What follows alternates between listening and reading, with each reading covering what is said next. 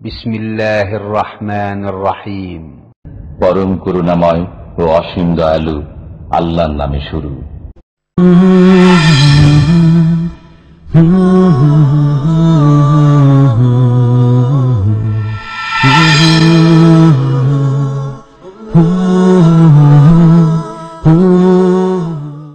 ومن أحسن قولا ممن دعا إلى الله وعمل صالحا وقال إنني من المسلمين বিসমিল্লাহির রহমানির রহিম। পরম করুণাময় ও অসীম দয়ালু আল্লাহর নামে শুরু।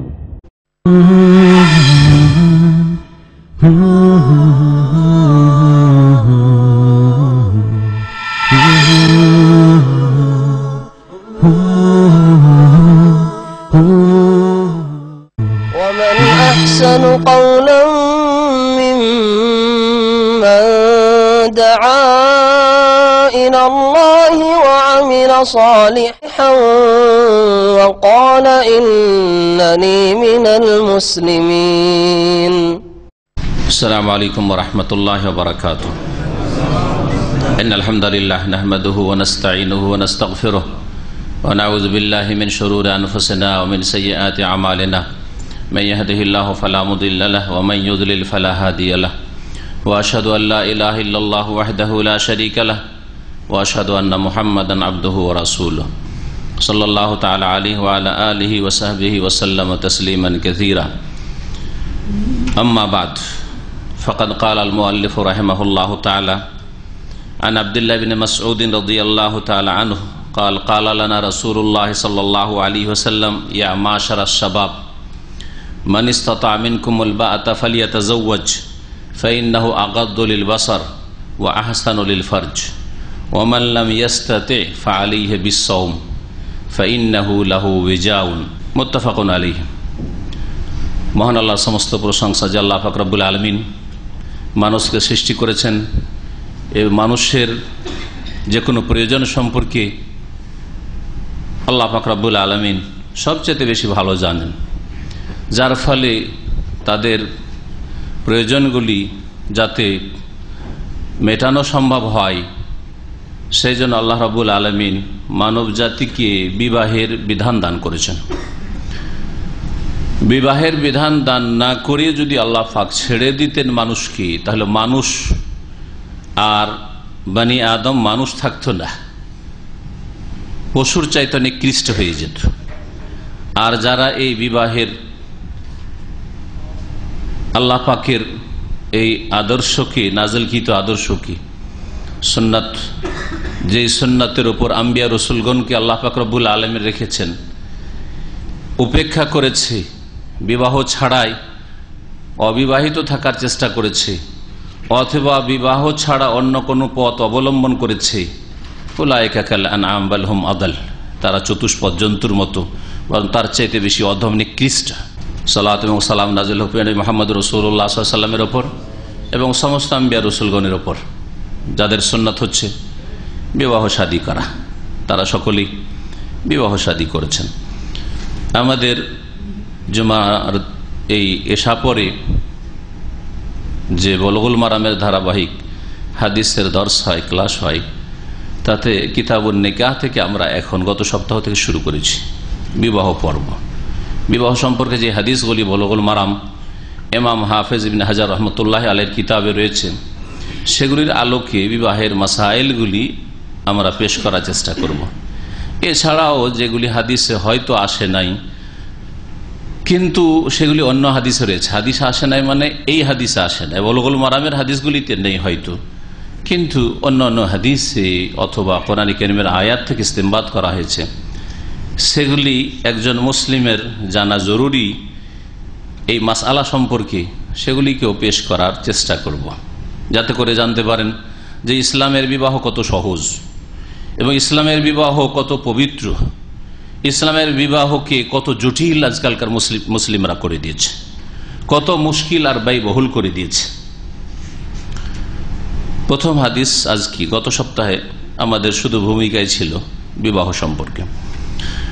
আব্দুল্লাহ বিন মাসউদ রাদিয়াল্লাহু তাআলা আনহু থেকে বর্ণিত, নবী করিম সাল্লাল্লাহু আলাইহি সাল্লামের মক্কার সবচাইতে পুরাতন বলা যেতে পারে কয়েকজনের মধ্যে একজন সাহাবী, তিনি বলছেন ক্বালা লানা রাসূলুল্লাহ সাল্লাল্লাহু আলাইহি সাল্লাম, আমাদেরকে উদ্দেশ্য করে রাসূলুল্লাহ সাল্লাল্লাহু আলাইহি সাল্লাম বললেন, ইয়া মাশারাশ শাবাব, হে যুবকের দলেরা বা হে যুবকের দল। মাশার মানে হচ্ছে জামাত, দল।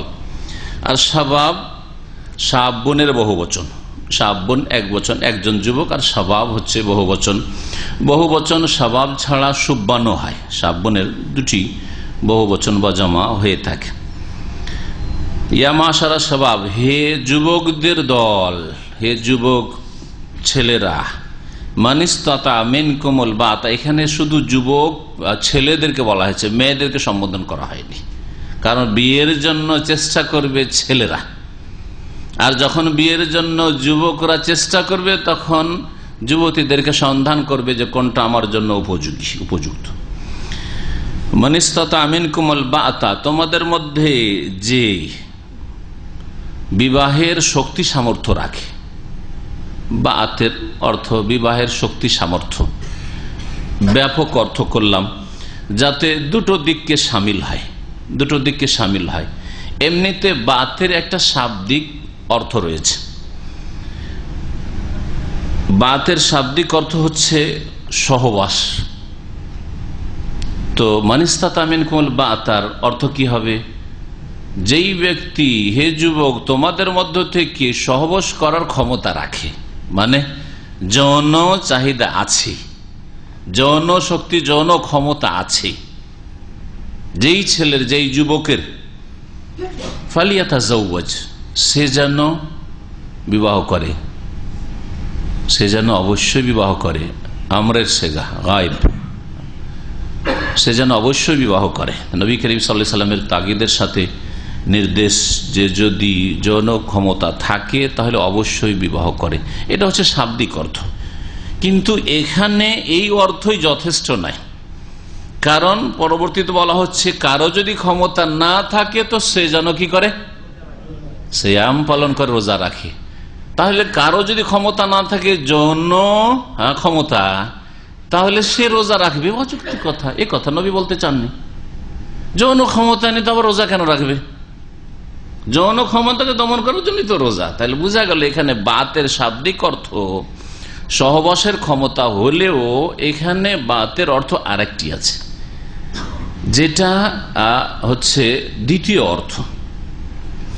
অনেক সময় একটা শাব্দিক অর্থ থাকে, আর একটাকে আরবিতে বলা ইতলাক, মানে এই শব্দটি এই ক্ষেত্রে বলা যায়, এই ক্ষেত্রে এর ব্যবহার হয়ে থাকে, প্রয়োগ হয়ে থাকে। তো এখানে বাতের অর্থ হচ্ছে বিবাহ শাদী করার আর্থিক ক্ষমতা। আর্থিক ক্ষমতা কি? বিবাহ করে একটা মেয়েকে নিয়ে আসবেন তো যাতে করে ভরণ পোষণ দিতে পারেন, হ্যাঁ, আপনার উপর যে দায়িত্ব হচ্ছে সেটা দিতে পারেন, এবং বিবাহ করার জন্য মোহর জরুরি, সেই মোহরটাও দিতে পারেন। নগদ দিয়ে দেওয়াই নবী করিম সাল্লাল্লাহু আলাইহি ওয়াসাল্লাম সাহাবায়ে কেরামদের সুন্নত, কিন্তু ফুকাহায়ে কেরামরা বলেছেন যে সেটা ধারও থাকতে পারে, কিন্তু সেটা আপনার উপর ঋণের বোঝা। ঋণ যেমন মানুষের হক ক্ষমা হয় না, মাফ হয় না, তেমন এইভাবে আমার যেহেতু স্ত্রী, সুতরাং আমার নিয়ন্ত্রণে মাফ করবে না, যাবে কোথায়? ওইভাবে মাফ হয় না। এই খরচগুলি মহারানা দিতে পারবেন, আর বিবাহ করে নিয়ে এসে কি করতে পারবেন? ভরণ পোষণ দিতে পারবেন। তো কতদিনের ভরণ পোষণ রাখতে হবে? কতদিনের ভরণ পোষণ দেওয়ার মতো আপনার কাছে পয়সা থাকতে হবে, তাহলে বিয়ে করবেন। এখানে কি এটা বোঝানো হয়েছে যে পায়ে দাঁড়াইতে হবে আজকালকার ভাষায়, যে অনেক টাকা পয়সার মালিক হইতে হবে যাতে করে কমপক্ষে 1 বছর 2 বছর বিবাহ শাদী করবেন, নাকে তেল দিয়ে ঘুমিয়েও খেতে পায়? এটা বোঝানো হয়েছে? না, এটা বোঝানো হয়নি। যেই ব্যক্তির এই সাহস আছে, হিম্মত আছে যে আমি বিবাহ করে নিয়ে এসে ভরণ পোষণ দিতে সক্ষম, পারবো, কিছু নেই তার বাড়িতে, কিন্তু সে মেহনতি কর্মঠ, আমি দিন মজুর করেও খাওয়াইতে পারবো, ভরণ পোষণ দিতে পারবো, এই হিম্মত আছে, তার ইমানীয় শক্তি আছে, তার শারীরিক শক্তি আছে, তার মানসিক শক্তি আছে, মনে বল আছে, পারবো। আমি কেন পারবো না? সাবালক হয়েছে, খেটে খাবো, চাকরি করবো, কোথাও খুঁজবো, ছোট একটা ব্যবসা শুরু করবো, যেইভাবে হোক না কেন আমি খাওয়াইতে পারবো। অর্থাৎ বিয়ে করার পরে ঝোলা ঘাড়ে করে ভিক্ষায় না বেরিয়ে যায়।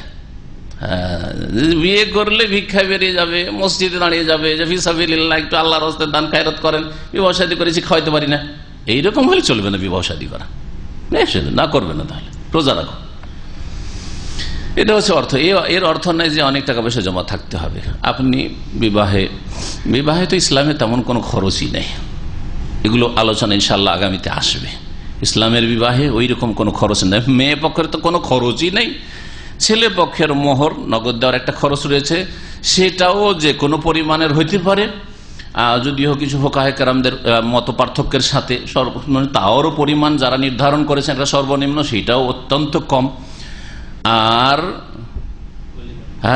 ওয়ালিমার খরচ রয়েছে, ওয়ালিমাও সুন্নাতে মুআক্কাদা, এমন কিছু নাই যে ফরজ ছুটি গেল, ওয়ালিমা না খাওয়াইতে পারলে বিবাহ করবেন না, তাও নাই। তাহলে মানিস্তাতা মিনকুমুল বাআতা, যে তোমাদের মধ্যে ক্ষমতা রাখে, শক্তি, ইস্তিতা মানে শক্তি রাখে, ক্ষমতা রাখে। তাউন মাদ্দা, তাউন মানে ক্ষমতা হয়, যেমন তাকাত মানে ক্ষমতা হয়, তেমন তাউন মানে ক্ষমতা হয়। যেই ব্যক্তি তোমাদের মধ্যে ক্ষমতা রাখে, আল বাত, বাতের তাহলে এখন কি অর্থ করবেন? দুটোকে মিলিয়ে অর্থ করতে হবে। যৌন ক্ষমতার সাথে সাথে, যৌন ক্ষমতা আছে আর তার সাথে সাথে ভরণ পোষণের ক্ষমতা আছে, বিবাহের খরচের ব্যবস্থা আছে। বিবাহের খরচ আজকালকার আমাদের দেশে 5-10 লাখ টাকা না হলে বিবাহ হয় না, ওই খরচের কোনো প্রয়োজন নেই, ওটা ইসলামিক বিবাহ না, গায়ের ইসলামিক বিবাহ। লাখ লাখ টাকা মোহর, লাখ লাখ রিয়াল মোহর না হইলে যেমন এই দেশে বিবাহ হয় না, কুসংস্কার এটি। যদিও মহারানার ক্ষেত্রে বেশি দেওয়া জায়েজ আছে, না জায়েজ নয়, কিন্তু কুসংস্কার, এর জন্য বিবাহে বাধা সৃষ্টি হবে, এটা কুসংস্কার এখানকার।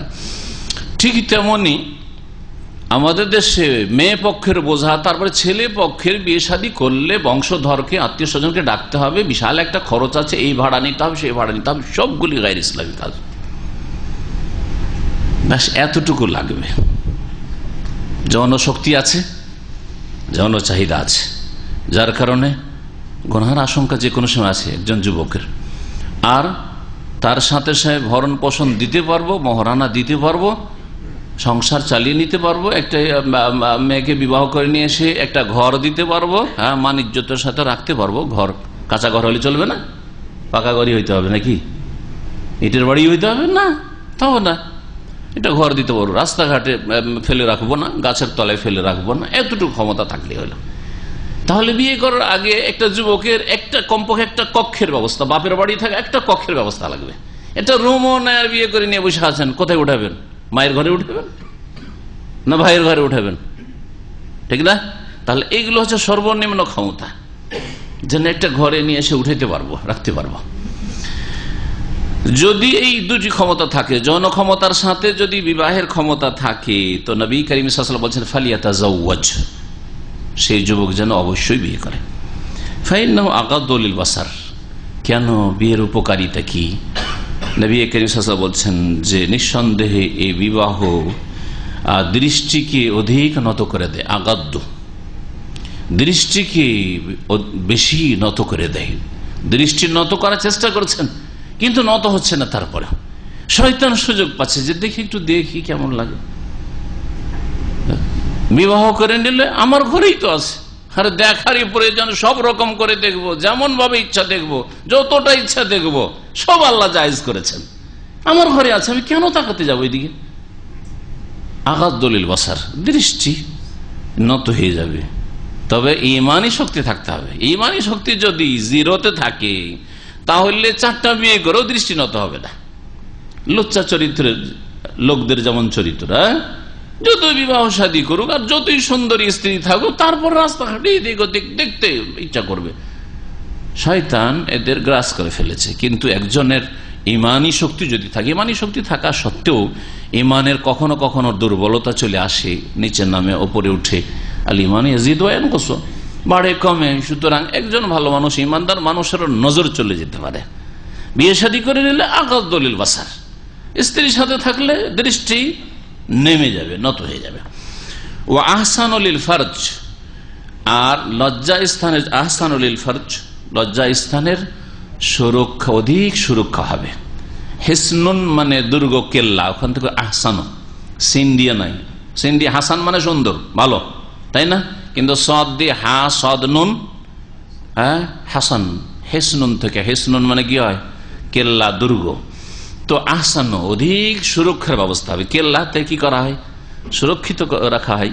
এই হচ্ছে বিবাহের উপকারিতা। বিবাহ করলে যে যৌন সম্পর্কীয় গুনাহগুলি হয়ে থাকে, যৌন সম্পর্কীয় গুনাহগুলি হয়ে থাকে, দুপুরে তাফসিরে বেশ কিছু ইঙ্গিত তৈরি করেছিলাম। একজন মানুষ, পুরুষ হোক আর নারী হোক, বিবাহ শাদী না করলে গুনাহ হতে পারে। যে গুনাহগুলি হতে পারে জিনা, সমকামিতা, অথবা ব্লু ফিল্ম দেখা, দেখতে মজা লাগা, মহিলার দিকে নজর দিতে মজা লাগা, তারপরে কিছুই যদি এগুলি না হয় তো হস্তমৈথুন করে যৌন ক্ষুধাকে দমন করা, এগুলি যুবকদের দ্বারা এই গুনাহগুলি হয়ে থাকে। বিবাহ শাদী করলে এই গুনাহগুলি হবে না, হস্তমৈথুন হবে না, স্ত্রী আছে, ঠিক না? অমাল্লাম ইয়াস্তাতে, আর কেউ যদি সক্ষম না হয়, কিসে সক্ষম না হয়? আর্থিক দিক থেকে সক্ষম না হয়, যৌন ক্ষুধা আছে, এখানে বলতে হবে যৌন ক্ষুধা তো আছে, এখানে দুটো শক্তি বলা যাবে না। আবার অমাল্লাম ইয়াস্তাতিল বাতা মানে আর নাফাকাতা, যেই ব্যক্তি ভরণ পোষণের ক্ষমতা রাখে না, আমি বিয়ে করে সংসার চালাতে পারবো না, হিম্মত নেই যে 2 পয়সা ইনকাম করে নিয়ে আসতে পারবে।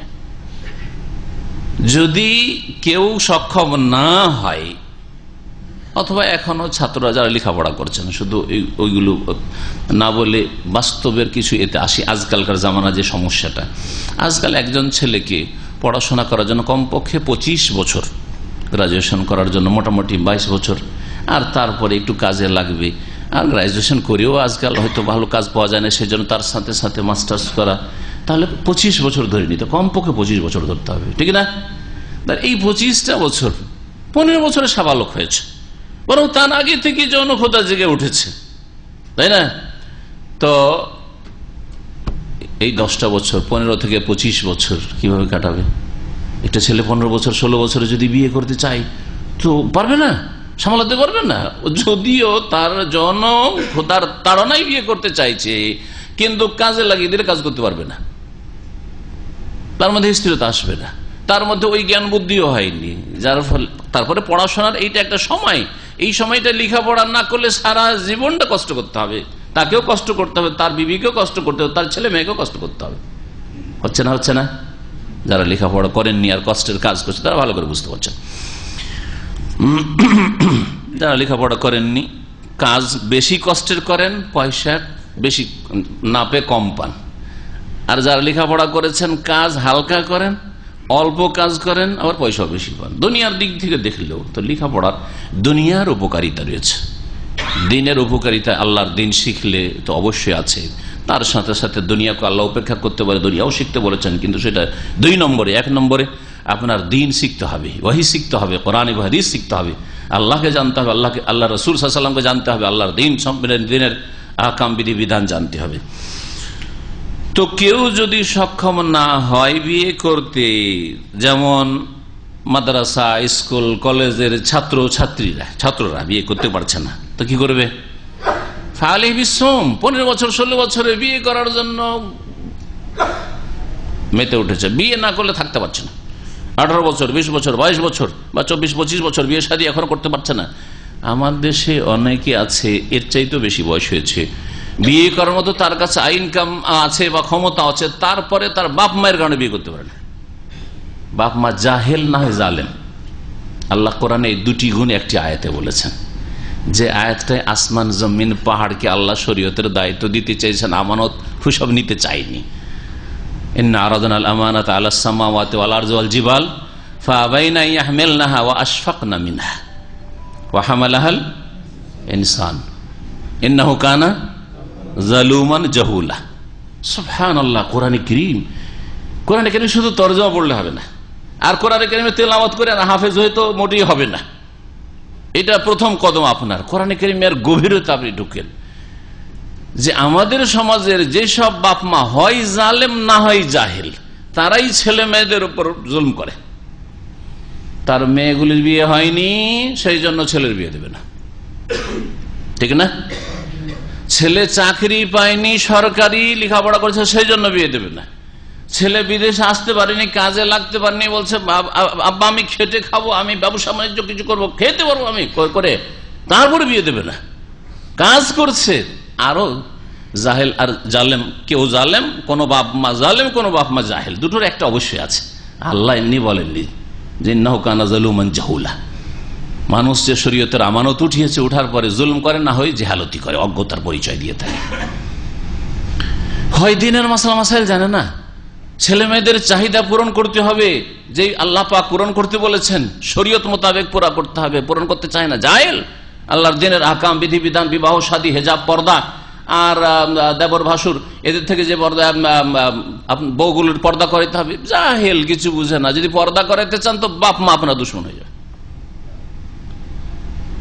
আর নয় জালেম, জালেম কিরকম না, এখনই যদি ছেলে বিয়ে দিয়ে দিই তাহলে টাকা পয়সা দিবে না রে, বন্ধ করে দিবে, হিসাবই হয়ে যাবো, শ্বশুর বাড়ি টাকা পাঠাবে, হিসাবই হয়ে যাবে, কিছুদিন টাকা পয়সা খেয়ে নে, চুষে নে, তারপর বিবাহ সাথে 5-10টা বছর চুষ ওকে, তারপরে তখন বিয়ে দেবে।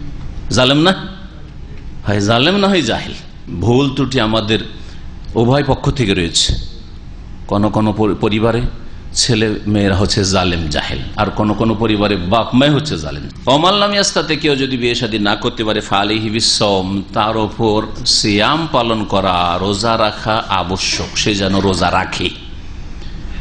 ফালিহি বিসম, আলাইকা শব্দটি ইসিম ফেল বলা হয়েছে। ইসিম ফেল, আলাইকা ইসিম ফেল দুই রকম আরবি গ্রামারে। ইসিম কিন্তু ফেলের অর্থ দিয়ে থাকে, কখনো কখনো কোন ফেলের অর্থ দিয়ে থাকে, ফেলে আমরের অর্থ দিয়ে থাকে, কখনো কখনো ফেল মাজির অর্থ দিয়ে থাকে। ইসিম ফেল বেমানা ফেল মাদি, ইসিম ফেল বেমানা ফেল আমর। যেমন আমিন, সূরা ফাতিহার পরে পড়েছেন, আমিন মানে কি? আমিন হচ্ছে ইসিম ফেল, এমনিতে নাউন ইসিম, কিন্তু অর্থ দিচ্ছে কিসের? ইস্তাজিব, আল্লাহ কবুল করো, কবুল করো, কবুল করো ক্রিয়া, ফেল ফেল আমর। এইরকমই আলাইকা মানে ইলজাম, আঁকড়ে ধরো।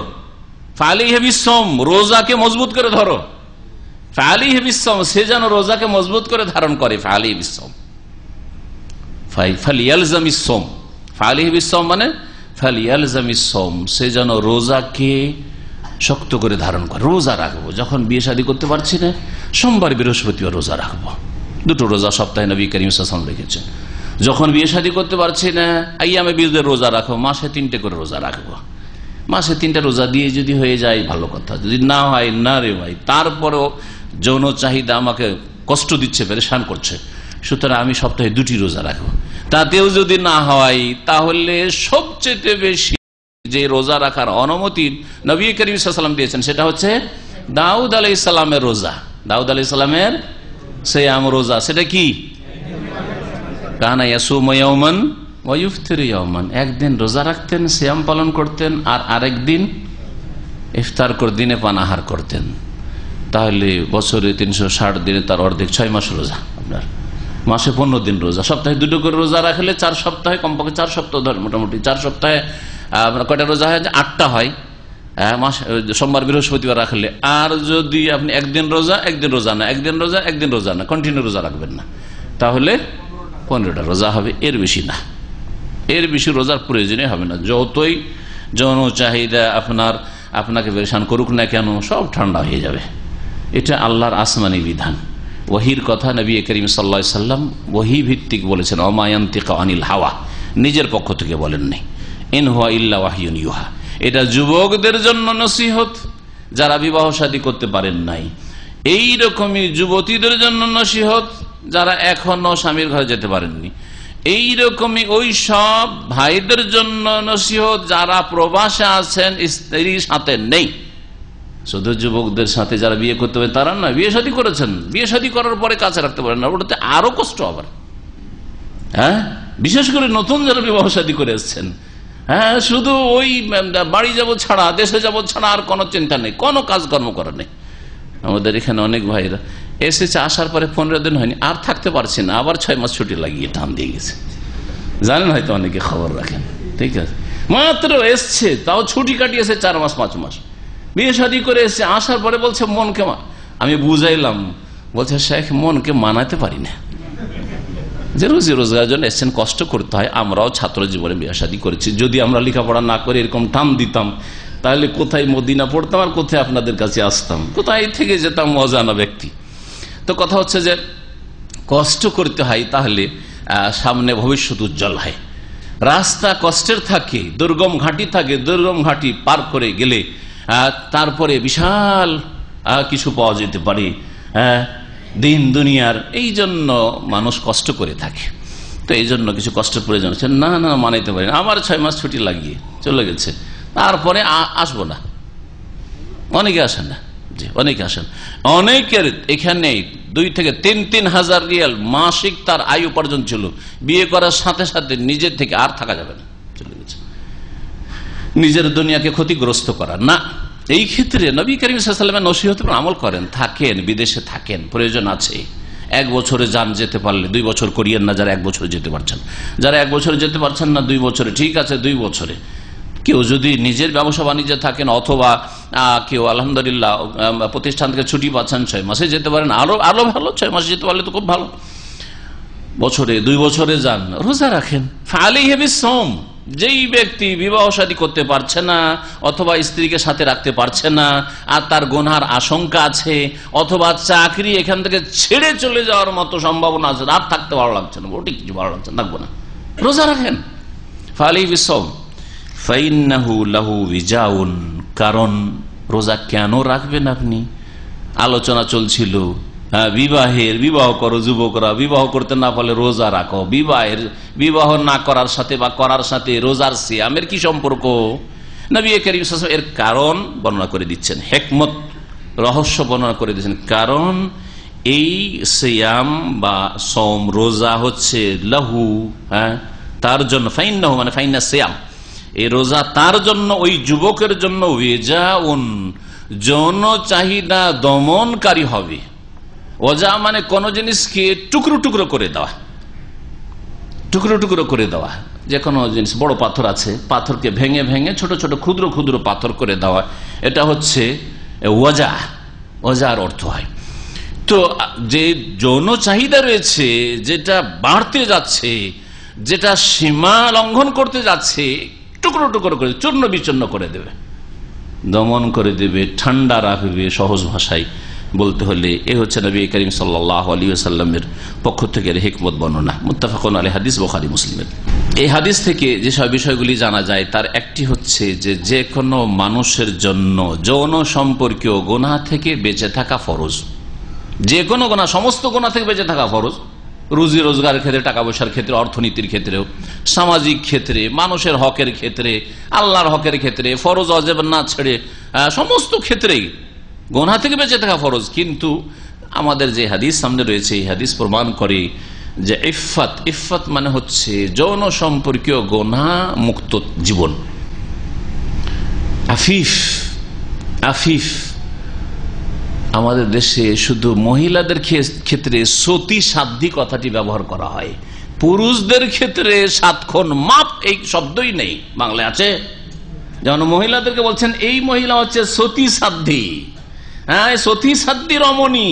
পুরুষদের ক্ষেত্রে কোন টার্মটা আছে? আছে কোন টার্ম? যখন বাংলায় টার্ম নেই, তার মানে বোঝা যাচ্ছে বাংলার ওপর হিন্দু সভ্যতার কুপ্রভাব রয়েছে, যে মহিলাকে সতী হইতে হবে। আর এই জন্য স্বামী মরে গেলে সতীদাহে চিতায় লাফ দিয়ে গিয়ে সতীদাহে গিয়ে জ্বলে যেতে হবে, এই ছিল হিন্দুদের সভ্যতা। আর যেটাকে বড়ই চাতুরতার সাথে রাজা রহমান রায়, ভারতের এই বেশি বছর না, মনে হয় 100 বছর বা তারও বেশি হবে, ঠিক আমি আনুমানিক আর কি, 150 বছরের মধ্যেই সে বন্ধ করে দিল এই সতীদাহ। ইংরেজদের আমলের ঘটনা। কারণ দেখছিল যখনই দেখা যায় যে একটা যুবতী বিয়ে করেছে, বিয়ে করার পর হঠাৎ স্বামী মারা গেল, হিন্দু ধর্ম বাধ্য করতে যে তোকে এখন চিতাই ঝাঁপ দিয়ে তোকে জ্বলতে হবে। জীবন্ত মানুষ কি করে জ্বলবে? আরে মুর্দাকে জ্বালাচ্ছ, তাই তো নিকৃষ্ট কাজ করছো, জুলম অত্যাচার করছো। তারপরে একটা জীবিত মানুষকে কি করে জ্বালাবে? তখন ওই মেয়ে মুসলমান হয়ে যেত, মুসলিম হয়ে গেলে জানটা বাঁচবে, পালিয়ে গিয়ে মুসলিম হয়ে যেত। আর মেয়ের বংশধর পরিবার, আমাদের মেয়ে চলবে, বিয়ে দিয়েছি স্বামী মার্গ তাই বলে চলতে হবে না, আমরা মুসলমান হয়ে যাবে। দলে দলে সব মুসলমান হয়ে যেত। ভারতের অবস্থা এরকম, আর 50টা বছর থাকলে মেজরিটি মুসলিম হয়ে যেত। কিন্তু রাজা রহমান রায় এই কুসংস্কারকে উঠায়নি, ইসলামকে ঠেকাতে চেয়েছে। জি হ্যাঁ, মুসলিম যেন বেড়ে না যায় আর হিন্দু ধর্ম টিকে থাকে, হিন্দু ধর্মের হেফাজত করতে চেয়েছে, বাঁচা রক্ষা করতে চেয়েছে, যেটা অনেকে বুঝে না। গোনা থেকে বেঁচে থাকা ফরজ। সুতরাং আরবিতে আবার এই দুটো টার্ম আছে। আফিফাতুন সতী নারীকে বলা হয়, আর আফিফ সৎপুরুষ, চরিত্রবান পুরুষ, যার যৌন সম্পর্কীয় চরিত্রের পদস্খলন ঘটে নাই, না সে হস্তমৈথুন করে, না সে ব্লু ফিল্ম দেখে, আর না সে রাস্তাতে এদিক ওদিক কি জন্য আসে মার্কেটে, শুধু ওই বিভিন্ন হসপিটাল থেকে নার্সগুলো আসবে, খোলামেলা একটু দেখবে, বা ওই এসে সুপার মার্কেটের সামনে দাঁড়িয়ে থাকবে, ফ্যাল ফ্যাল করে চেয়ে থাকবে, ওই বেহায়া মহিলাগুলো কাফেরদের আসছে ওগুলোকে একটু তাকাবে, বা ওদের সাথে একটু কথা বলা যায় কিনা, একটু ওদের নম্বরটা নেওয়া যায় কিনা, একটু কিছু নম্বরটা দেওয়া যায় কিনা, এইসব ধান্দা করতে আসবে। না হয় লেডিস মার্কেটে ঘোরাঘুরি করবে। তারপরে আমাদের সমাজে একজন যুবকের যদি 2-4-5টা মেয়ের সাথে ভাবসাব থাকে, প্রেম থাকে, তারপরে ওর বিয়ে ঠিকই হচ্ছে, ওকে মেয়ে বোন ঠিকই দিচ্ছে, আর ওকে চরিত্রহীন কেউ তেমন বলেন না, করেছে যৌবনকালে করেছে। কিন্তু একটা মেয়ে সম্পর্কে সামান্য যদি একটু জানতে পারি যে কোনো একটা ছেলের সাথে, যুবকের সাথে একটু ভাবসাব ছিল, প্রেম ছিল, আর কি বিয়ে করা যায়? না, আমার স্ত্রী হলে সত্যি হইতে হবে, আর তোমাকে সৎ হইতে হবে না, চরিত্রহীন তুমি যখন চরিত্রহীন, তো তোমার ভাগ্যে আবার সতী কি করে জুড়বে, আফিফা কি করে জুড়বে? আল খাবিসা তরিল খাবিসি। তুমি যদি খবিস হও তাহলে তোমার জন্য খাবিসা রয়েছে, নোংরা রয়েছে। আর যদি অতয়্যিবাত লিত-তয়্যিবিন, আর যদি পাক পবিত্র তয়্যিবা হতো, তোমার জন্য তয়্যিবাত রয়েছে। নিজের চরিত্রের দিকে একবারও তাকিয়ে দেখেন না, আর একটু চিন্তা করেন না কত কি করছেন। আর স্ত্রী না, বাসর রাতে নিয়ে এসে একেবারে রিমান্ড বসিয়ে দিতে হবে, সারা রাত শুধু ওকে স্বীকার করো, তোমার কোথাও কিছু বলবো না, কসম করছি, এই করছি সেই করছি, আউযুবিল্লাহ। এইসব হচ্ছে এক শ্রেণীর জাহেল। এরা আবার জাহেল যুবকদের কাজ। কারণ আমার কাছে ফতোগুলি আসে, তো সরাসরি আসার চাইতে বেশি টেলিফোনে সারা দুনিয়া থেকে আসে, যেখানে বাংলাভাষী আছে। সুবহানাল্লাহ। আমার স্ত্রী বলেছিল, তার সাথে আগেই কথা বলেছিলাম, বলছে আমার কত ভাবসাব ছিল না, পরে জানতে পারলাম যে এরকম ছিল। কেমন করে জানতে পারলো? ও কি সারা রাত ধরে পাইতারা করে, ও ভেবেছে তো আমার জান হয়ে গেছে, প্রাণ হয়ে গেছে, একে সব কথা বলা তো আমার জরুরি হয়ে গেছে। আর মহিলা মানুষ তো পেটে ভাত রাখতে পারে, কিন্তু কথা রাখতে পারবে না, ওকে তো বলতে হবে। যা তুমি যদি বলো যে আমার কিছু করবে না, আমাকে রাখবে, তাহলে বলে তো সব কথা সব বলে দিচ্ছে, কইলে কত কি হয়েছে। তখন শুরু হলো, একটা যখন স্বীকার করলো, আর কি হয়েছে, আর কদ্দূর কি হয়েছে, আর কারো সাথে ছিল কিনা, আমার গায়ে হাত দিয়ে বলো আউযুবিল্লাহ, কি না করে। আমি বললাম যে আপনি নিজেই ক্ষতি করে। এখন তারপরে টেনশন, হাই কি করবো, আমি এত টাকা খরচ করে বিবাহ শাদী করলাম, আমার স্ত্রী এরকম খারাপ চরিত্রহীন, আমার তো ঘুম হয় না। তা আপনার ঘুম আপনি হারাম করেছেন, কেন এই তদন্ত বসিয়ে দিলেন? আপনার অন্তরটা সাফ থাকতো যে আমারও ভুল ভ্রান্তি হয়েছে, আল্লাহ না করে আমার স্ত্রীর ভুল ভ্রান্তি হয়, আল্লাহ না করে ভুল, আল্লাহর কাছে গুনার মাপ চান। আর যদি হয়ে গিয়ে থাকে, আর বেশি জানাজানি করতে যাব না, আর কিছু অত এইসব পিছনে পড়তে যাব না, এইসব শয়তানের রাস্তা। অন্তরটা সাফ থাক, তাহলে শান্তি পাবেন, শান্তিতে ঘুমাতে পারবেন। বললাম কি যে ইফাত ওয়াজিব, ফরজ কাজ। যৌন সম্পর্কীয় গুনাহ থেকে বেঁচে থাকা যেমন যুবতীদের জন্য বা মহিলাদের জন্য ফরজ, তেমনি পুরুষদের জন্য ফরজ। এবং এর বিপরীতটা চারিত্রিক পদস্খলন, যৌন সম্পর্কীয় গুনাহ করা হচ্ছে হারাম, আর এটা মানুষের যৌন চাহিদা বেশি বেড়ে গেলে তখন এইরকম পদস্খলন হয়ে থাকে। তার সাথে সাথে ইমানের কমজোরি, ইমানের দুর্বলতা। ইউসুফ আলাইহিস সালামের যৌন চাহিদা ছিল, তাকে কত প্রলোভন দেওয়া হয়েছে, কত ধমক দেওয়া হয়েছে, শাস্তি নিশ্চিত যে আমাকে জেলে যেতে হচ্ছে। না, এই সব মুসিবতে কেন যাবো, আমাকে তো অফার করা হচ্ছে। আজকালকার যুবকরা হইলে আমার কি দোষ, আমার উপর জবরদস্তি করা হয়েছে। নাকি যুবকের উপর যুবতী জবরদস্তি করতে পারে, মহিলা আবার পুরুষ জবরদস্তি করতে পারে। জবরদস্তি মানে কি? জবরদস্তি হাত পা বেঁধে দিয়েছে নিরুপায়, এটা হচ্ছে জবরদস্তি মানে বারবার বলছে হ্যাঁ না বলে ধমক দিচ্ছে, ওইটা জবরদস্তি হয়ে গেল না? কখনো জবরদস্তি এটা যুবকদেরকে নবী করিম সাল্লাল্লাহু আলাইহি ওয়াসাল্লাম কেন সম্বোধন করেছেন? এই জন্য যে যুবকদের দ্বারা পাপ হওয়ার সম্ভাবনা বেশি। যদি যারা যুবক নয়, এখন 40 বছর বয়স হয়ে গেছে, 50 বছর বয়স হয়ে গেছে, বিবাহ করেনি এখনো, অথবা বিবাহ করেছিল স্ত্রী মারা গেছে, তালাক হয়ে গেছে, তারাও এই হাদিসের সম্বোধনের অন্তর্ভুক্ত। এমন না যে শুধু যুবকরা তোমরা বিয়ে করতে পারলে বিয়ে করো, আর 40-50 বছর বয়স হয়ে গেছে, এইদিকে যৌন চাহিদাও তাকে কষ্ট দিচ্ছে, আর যেহেতু ছেলে মেয়ে হয়ে গেছে, আমার স্ত্রী মারা গেছে, আর দ্বিতীয় সংসার কেমন করে করবো স্যার। 20 বছর 30 বছর আমাদের এই বাঙালি সমাজের জাহেল গুলো বিয়ে করে না, আর বিয়ে না করার কারণে নিজে গুনাহে লিপ্ত হয়, আর ছেলে মেয়েদেরও কষ্ট হয়, ওদের খাওয়া দাওয়া দেখাশোনা ইত্যাদি লালন পালন এতেও কষ্ট হয়। এইরকম কাজগুলি করে তারপরে একটা সমস্যার সমাধান হতো, নারী সংখ্যা বেশি, আরেকটাকে বিয়ে করে নিয়ে আসতো, একটা সংসার বসতো। তো যেমন যুবকদেরকে সম্বোধন করা হয়েছে, তেমনি যারা বয়স্ক বেশি বয়সের তাদেরকেও সম্বোধন করা হয়েছে যদি তাদের অবস্থাও যুবকদের মতোই থাকে, বিয়ে করা, যৌন চাহিদা আছে আর খরচ খরচা চালাতে পারবে, বিয়ে করা। ইমাম ইবনে তাইমিয়া রাহমাতুল্লাহ আলাইহি শাইখুল ইসলাম বলছেন, ইস্তিতাতুন নিকামা হিয়াল কুদরা আলাল মাউনাহ, বিবাহের উপর যদি সক্ষম হয় এর অর্থ হচ্ছে আল কুদরাতু আলাল মাউনা, খরচ খরচার ক্ষমতা রাখা, ওয়ালাইসা হুয়া আল কুদরাতু আলাল ওয়াত, আর সেটা শুধু সহবাসের ক্ষমতাকে বোঝায় না।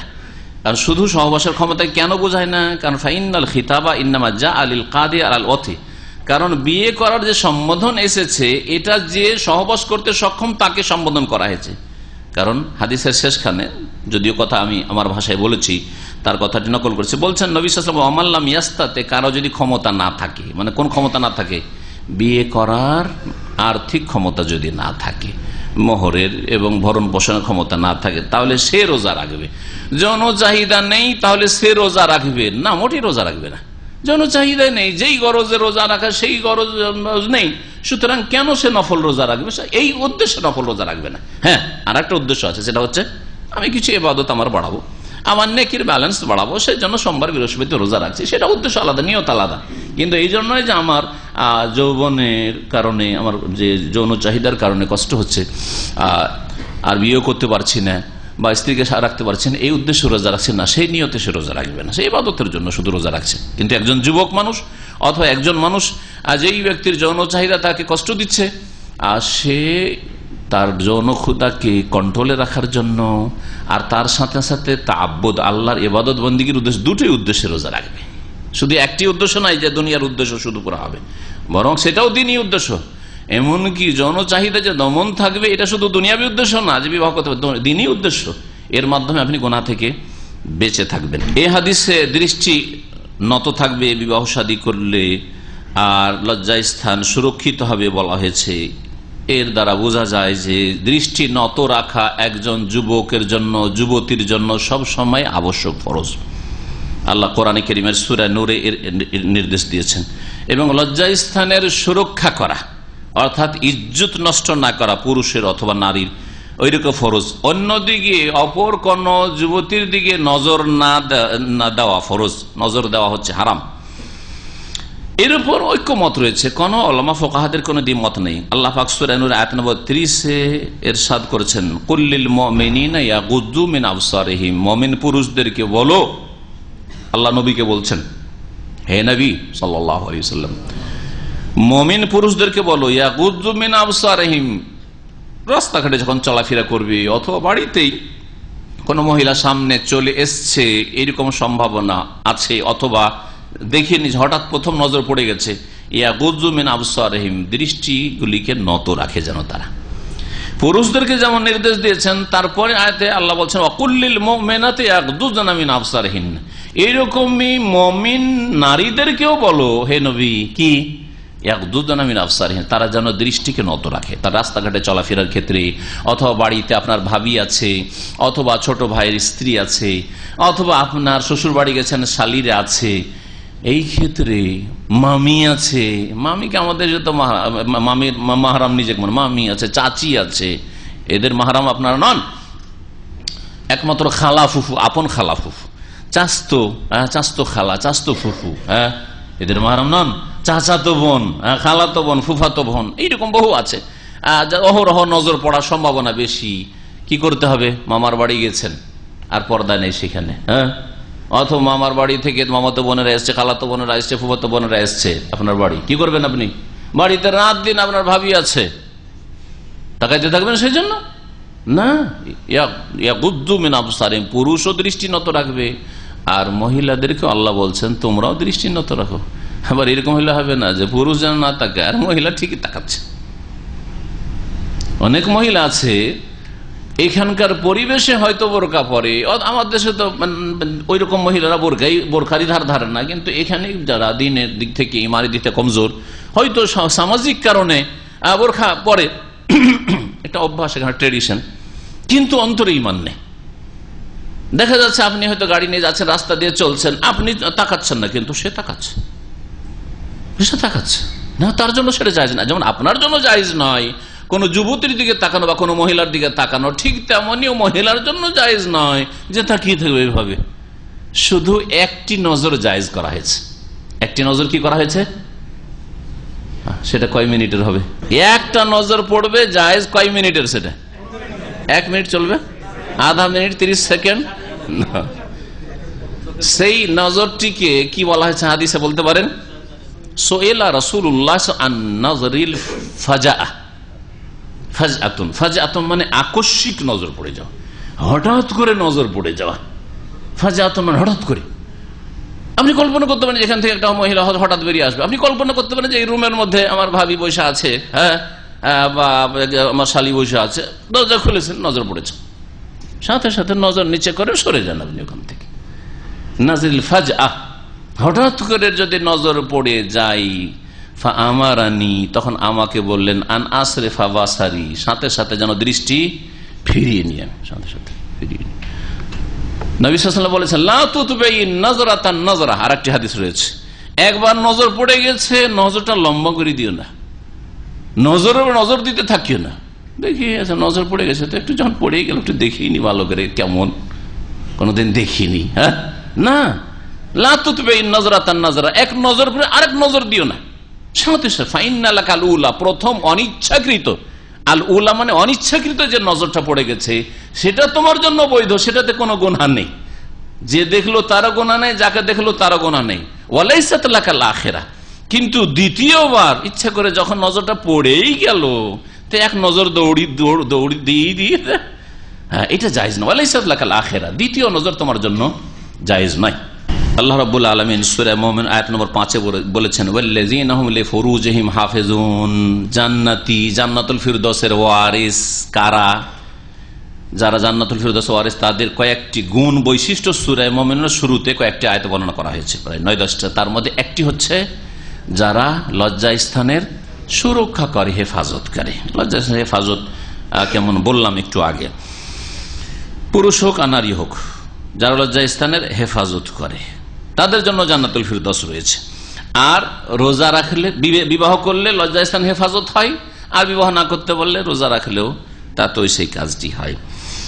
আচ্ছা, কেউ যদি বিবাহ শাদী করার সময় যেই জরুরি খরচটা রয়েছে, যেমন মহরানা, তারপরে একটা ঘর দিতে হবে, স্ত্রীকে নিয়ে এসে রাখবো, সেই জন্য এজন্য ঋণ খরচ করে যদি বিবাহ শাদী করে জায়েজ কিনা? আজকালকার বিয়েতে তো খরচ এমনি বেশি, তো বিবাহের সময় ঋণ খরচ করে বিয়ে করাটা কেমন? কালা শেখুল ইসলাম মাল্লা মাল আল্লাহ হাল ইয়াস্তাহিব্বুল্লাহু আন ইয়াখতারিজ, কারো যদি টাকা পয়সা না থাকে তার জন্য কি কর্জ নেওয়া, হ্যাঁ, ঋণ লোন নেওয়া কারো কাছ থেকে, এটা কি মুস্তাহাব হবে যে লোন নিয়ে বিয়ে করো? তো এই ক্ষেত্রে ফুকাহায়ে কেরামদের দ্বিমত রয়েছে, কেউ জায়েজ বলেছেন, কেউ বলছেন না, প্রয়োজন নেই। কারণ নবী সাল্লাল্লাহু আলাইহি ওয়াসাল্লাম বলেছেন যদি না থাকে ক্ষমতা তাহলে কি করো? রোজা রাখো। বলেননি যে ধার নিয়ে বিয়ে করো। যারা এই যুক্তি পেশ করেছেন তারা বলছেন না, ধার নেবে না, চেষ্টা করুক, সচ্ছলতা নিয়ে আসার চেষ্টা করুক, কিছু পয়সা জমা করার চেষ্টা করুক। সূরা নূরের আয়াত নম্বর 33 আল্লাহ পাক ইরশাদ করেছেন ওয়ালিয়াস্তাফিফিল্লাযিনা লা ইয়াজিদুনা নিকাহান, ওই সব লোকেরা যারা বিবাহ করতে পারছে না, বিবাহ করতে সক্ষম না, আর্থিক দিক থেকে সক্ষম না, তারা যেন যৌন সম্পর্কীয় গুনাহ থেকে বেঁচে থাকে। ওয়ালিয়াস্তাফিফ, আফিফ হওয়ার চেষ্টা করে, আফিফা হওয়ার চেষ্টা করে। ওয়ালিয়াস্তাফিফিল্লাযিনা লা ইয়াজিদুনা নিকাহান, কতদিন পর্যন্ত? এই কথা বলেননি যে দেখো কোথাও ঋণ টিন পাও কিনা। আল্লাহ কি বলছেন, হাত্তা ইউগনিয়াহুমুল্লাহু মিন ফাদলিহি, যতদিন পর্যন্ত আল্লাহ তাকে অভাব মুক্ত না করে দেন, সচ্ছল না করে দেন তার অনুগ্রহে, আপনার অভাব না দূর হয়ে যায়। তাহলে চেষ্টা করতে হবে নিজের অভাব দূর করার জন্য। লেখাপড়া শেষ হয়েছে, বাড়িতে বাপের হোটেলে বসে বসে খাবেন, এটা নাই মোটে। তাড়াতাড়ি বেরিয়ে যান আর তলাশ করেন, এলাকায় রুজির রাস্তা খুলে, ভালো কথা না হইলে একটু দূরে চলে যান, একটু দূরে না হয় তো দেশে, না হয় বিদেশে চলে যান। কিন্তু লেখাপড়া করার পরে বসে থাকবেন বছরকে বছর, ভাই বিদেশে থাকে টাকা পাঠাচ্ছে আর বসে বসে খাচ্ছি বাপের হোটেলে আর ভাইয়ের হোটেলে, যেই ভাই ভেঙে খাচ্ছে সেই ভাই এর ছেলে মেয়েদের কখনো দেখবে না। অধিকাংশ ভাইয়ের আজকাল যে বর্তমান অবস্থা আজকাল চলছে তাতে এইভাবে বসে থাকা শরীয়তে এর অনুমতি নেই। পড়া শেষ হয়ে গেছে, তাড়াতাড়ি করে রুজি রোজগার লেগে যান, যা 2-4 পয়সা ইনকাম হোক, কাজে লেগে যান। তারপরে আপনার অভিজ্ঞতা এক্সপিরিয়েন্স বাড়ছে, আল্লাহ দেবে অন্য রাস্তা আবার খুলতে থাকবে। এভাবে চেষ্টা করতে। এই হাদিস থেকে ভাষ্যকার বলছেন যে আরো ইস্তেমবাত হয় যে মোহরানা দেওয়া ওয়াজিব পুরুষকে, পুরুষ দেবে স্ত্রীকে। আর এইরকমই স্ত্রীর ভরণ পোষণও ওয়াজিব স্বামীর ওপর। কেন? কারণ সম্বোধন করা হয়েছে যুবককে, যুবতীদেরকে না, ঠিক না? তোমাদের যদি ক্ষমতা থাকে, ইস্তেতাত, ক্ষমতা যদি শক্তি থাকে, তাহলে শক্তি হচ্ছে মোহর দেওয়ার শক্তি, তাহলে মোহর দেওয়া ফরজ স্বামীর জন্য। এইরকম এই খরচ খরচা দেওয়া বা এই ভরণ পোষণ দেওয়া ফরজ। বিবাহের হুকুম কি? একজন যুবকের জন্য বা অবিবাহিত ব্যক্তির জন্য সাধারণ অবস্থায় বিবাহ করা হচ্ছে সুন্নাত মুআক্কাদা। নবী সাল্লাল্লাহু আলাইহি ওয়াসাল্লাম ফালিয়াতাযাওয়াজ বলেছেন, তাহলে সুন্নাত কিন্তু তাকিদ করেছেন, ফরজ ওয়াজিব নয়। সুন্নাত কিন্তু তাকিদ যেহেতু করেছেন, যে যুবক হয়েছে বিয়ে করার জন্য চেষ্টা করো, তোমার উপরে সুন্নাতে মুআক্কাদা হয়ে রয়েছে। এটা হচ্ছে সাধারণ যুবকের জন্য। বিশেষ একটি অবস্থা রয়েছে, যেই অবস্থায় বিবাহ করা ফরজ হয়ে যাবে, ফরজে আইন। সেটা কোন অবস্থা? যেই ব্যক্তি বিবাহ ছাড়াও পাপ থেকে বেঁচে আছে, অথচ যুবক সাবালক, আর বিবাহ করেনি, তারপরও তার দ্বারা পাপ হয় না, তার জন্য সুন্নাতে মুআক্কাদা। এটা হচ্ছে সাধারণ অবস্থা। এর বিপরীত কেউ যদি এমন পুরুষ হয় যার জন্য বিয়ে না করার কারণে কি হচ্ছে, গুনাহ হচ্ছে বা গুনার কাছাকাছি চলে যাচ্ছে, বারবার করে ফেরার চেষ্টা করছে, ইমানি শক্তি দিয়ে বারবার করে তওবা করে আসছে, আবার সেদিকে চলে যাচ্ছে, এই রকমের পরিস্থিতি, গুনাহ থেকে বাঁচতে পারছে না, জনসম্পর্কে যে গুনাহগুলি রয়েছে গুনাহ থেকে বাঁচতে পারছে না, তাহলে এই রকম যুবকদের জন্য বিবাহ করা ফরজ। তখন বিবাহ করা তখন ফরজ হবে। একটি অবস্থা আর বলা যেতে পারে, সেটা হচ্ছে এমন কোন পুরুষ যদি হয় যার যৌন ক্ষমতাই নেই, যৌন ক্ষমতাই নেই, পয়সা আছে, পয়সা নিয়ে সে একটা স্ত্রী না 2, 3, 4টাও রাখতে পারবে। হ্যাঁ, লাখ লাখ টাকার মালিক, কোটি কোটি টাকার মালিক, মাসে 2, 4, 5, 10 হাজার রিয়াল ইনকাম করে, হ্যাঁ, কিন্তু যৌন শক্তি নাই, বিয়ে করবে না? করবে না? হ্যাঁ, এমনি যুবক, দেখতে যুবক, মাশাআল্লাহ সুঠাম, কিন্তু যৌন শক্তি নাই, বিবাহ করবে? সুন্নাত। এর জন্য বিবাহ করা ঠিক নয়। কারণ সেই ব্যক্তির তো প্রথম কথা নিজের প্রয়োজন নেই, প্রয়োজন যৌন সম্পর্কেও তার প্রয়োজন নেই, তার সংসার গড়ার জন্য, একটা ঘর গড়ার জন্য, একটা সংসার করব, স্বামী স্ত্রী একটা জীবন কাটাবো, এইরকম একটা হয়তো প্রয়োজন সাধারণ আছে। কিন্তু বিবাহ শুধু পুরুষের প্রয়োজন নয়, হ্যাঁ, নারীদের প্রয়োজনে বিবাহ বিধান রয়েছে শরীয়তে। এখানে নারীর প্রয়োজন মিটছে না, যৌন ক্ষমতা না থাকলে ওই মহিলার প্রয়োজন মিটছে না, তার তাহসিনুল ফরজ, লজ্জা স্থানের সুরক্ষার ব্যবস্থা হচ্ছে না, তার দৃষ্টি নত করার ব্যবস্থা হচ্ছে না। সুতরাং খুব সম্ভাবনা রয়েছে ওই মহিলার দ্বারা পাপ হওয়ার। হয়তো আপনার ঘরে খাওয়া দাওয়া করে আর আপনার খরচ খরচায় চলাফেরা করে, যেহেতু আপনি পয়সাওয়ালা মানুষ, বিয়ে করে নিয়েছে, কিন্তু ভিতর তার তো যৌন চাহিদা তাকে কষ্ট দিচ্ছে, সেই চাহিদা পূরণ করার জন্য অবৈধ সম্পর্ক কারোর সাথে কায়েম করে রেখেছে। হতে পারে না? পারে না? খুব বেশি সম্ভাবনা রয়েছে। যেহেতু যেই উদ্দেশ্যটি রয়েছে নারীদের ক্ষেত্রে বিবাহের, সেই উদ্দেশ্য পূরণ হচ্ছে না, সেই জন্য বিবাহ করবেন না। তবে স্বেচ্ছায় আর একটি মাসলা তখন আসবে, কোন মহিলা যদি জানে যে এই যুবক দেখতে শুনতে তো ভালো, আর পয়সাও মাশাআল্লাহ অনেক পয়সা আছে, কিন্তু যৌন ক্ষমতা নেই, আর বিবাহের প্রস্তাব দিচ্ছে, আর ও জেনে শুনে ওকে বিবাহ করতে রাজি, জানছে যে ওর ক্ষমতা নেই, তারপর আমি ওর বিয়ে করব, অসুবিধা নেই, আমার প্রয়োজন নেই, আর আমি গুনাহ করব না, তখন কি হবে? হাফেজ ফতোয়া দেওয়া শুরু করলে মুশকিল। যদিও এই ক্ষেত্রে মাসলা ঠিক আছে যে যদি স্ত্রী রাজি হয়, মানে নিজের হক, তাহলে কি করলো সে নিজের হক ত্যাগ করলো, নিজের যে অধিকারটা ছিল প্রাপ্য ত্যাগ করলো, আমার প্রয়োজন নেই। তবে তার জন্য জরুরি যে গোনা থেকে বেঁচে থাকবে, গোনা থেকে বেঁচে থাকবে, গোনা নাস্তা থেকে বেঁচে থাকবে, তার দৃষ্টি নত থাকবে, ওই মহিলার এদিক ওদিকে নজর যাবে না, মহিলার অন্য যুবকদের দিকে যাবে না, দেবর ভাসুর দিয়ে কাজ সারছে আর খাওয়া দাওয়া করছে স্বামীর ঘরে, এইরকম যাতে করে না হয়। ভাষ্যকার বলছেন একটি শুধু হুকুম বর্ণনা করেছেন, আমি বিস্তারিত বললাম। আল আমর বিন নিকাহ লিমান ইসতাতাউ, যেই ব্যক্তি বিবাহ করতে সক্ষম তার জন্য যে নির্দেশটি রয়েছে, বিবাহ করতে সে আগ্রহী, স্ত্রীর মুখ দেখতে সে আগ্রহী, কিন্তু ফিতনার আশঙ্কা নেই, গুনহার আশঙ্কা নেই। হুয়া আলা সাবিলিন নাদবে ইনদা জুমহুরিল উলামা, অধিকাংশ ওলামাদের নিকটে তার জন্য বিবাহ করা হচ্ছে মুস্তাহাব। মুস্তাহাব বলেছেন, নাদবটা অনেক সময় মন্দুব, মুস্তাহাবটি অনেক সুন্নাতে মুআক্কাদা পর্যন্ত চলে। ফরজের বিপরীত সবগুলিকে ফুকাহারা এরকম বলে থাকেন।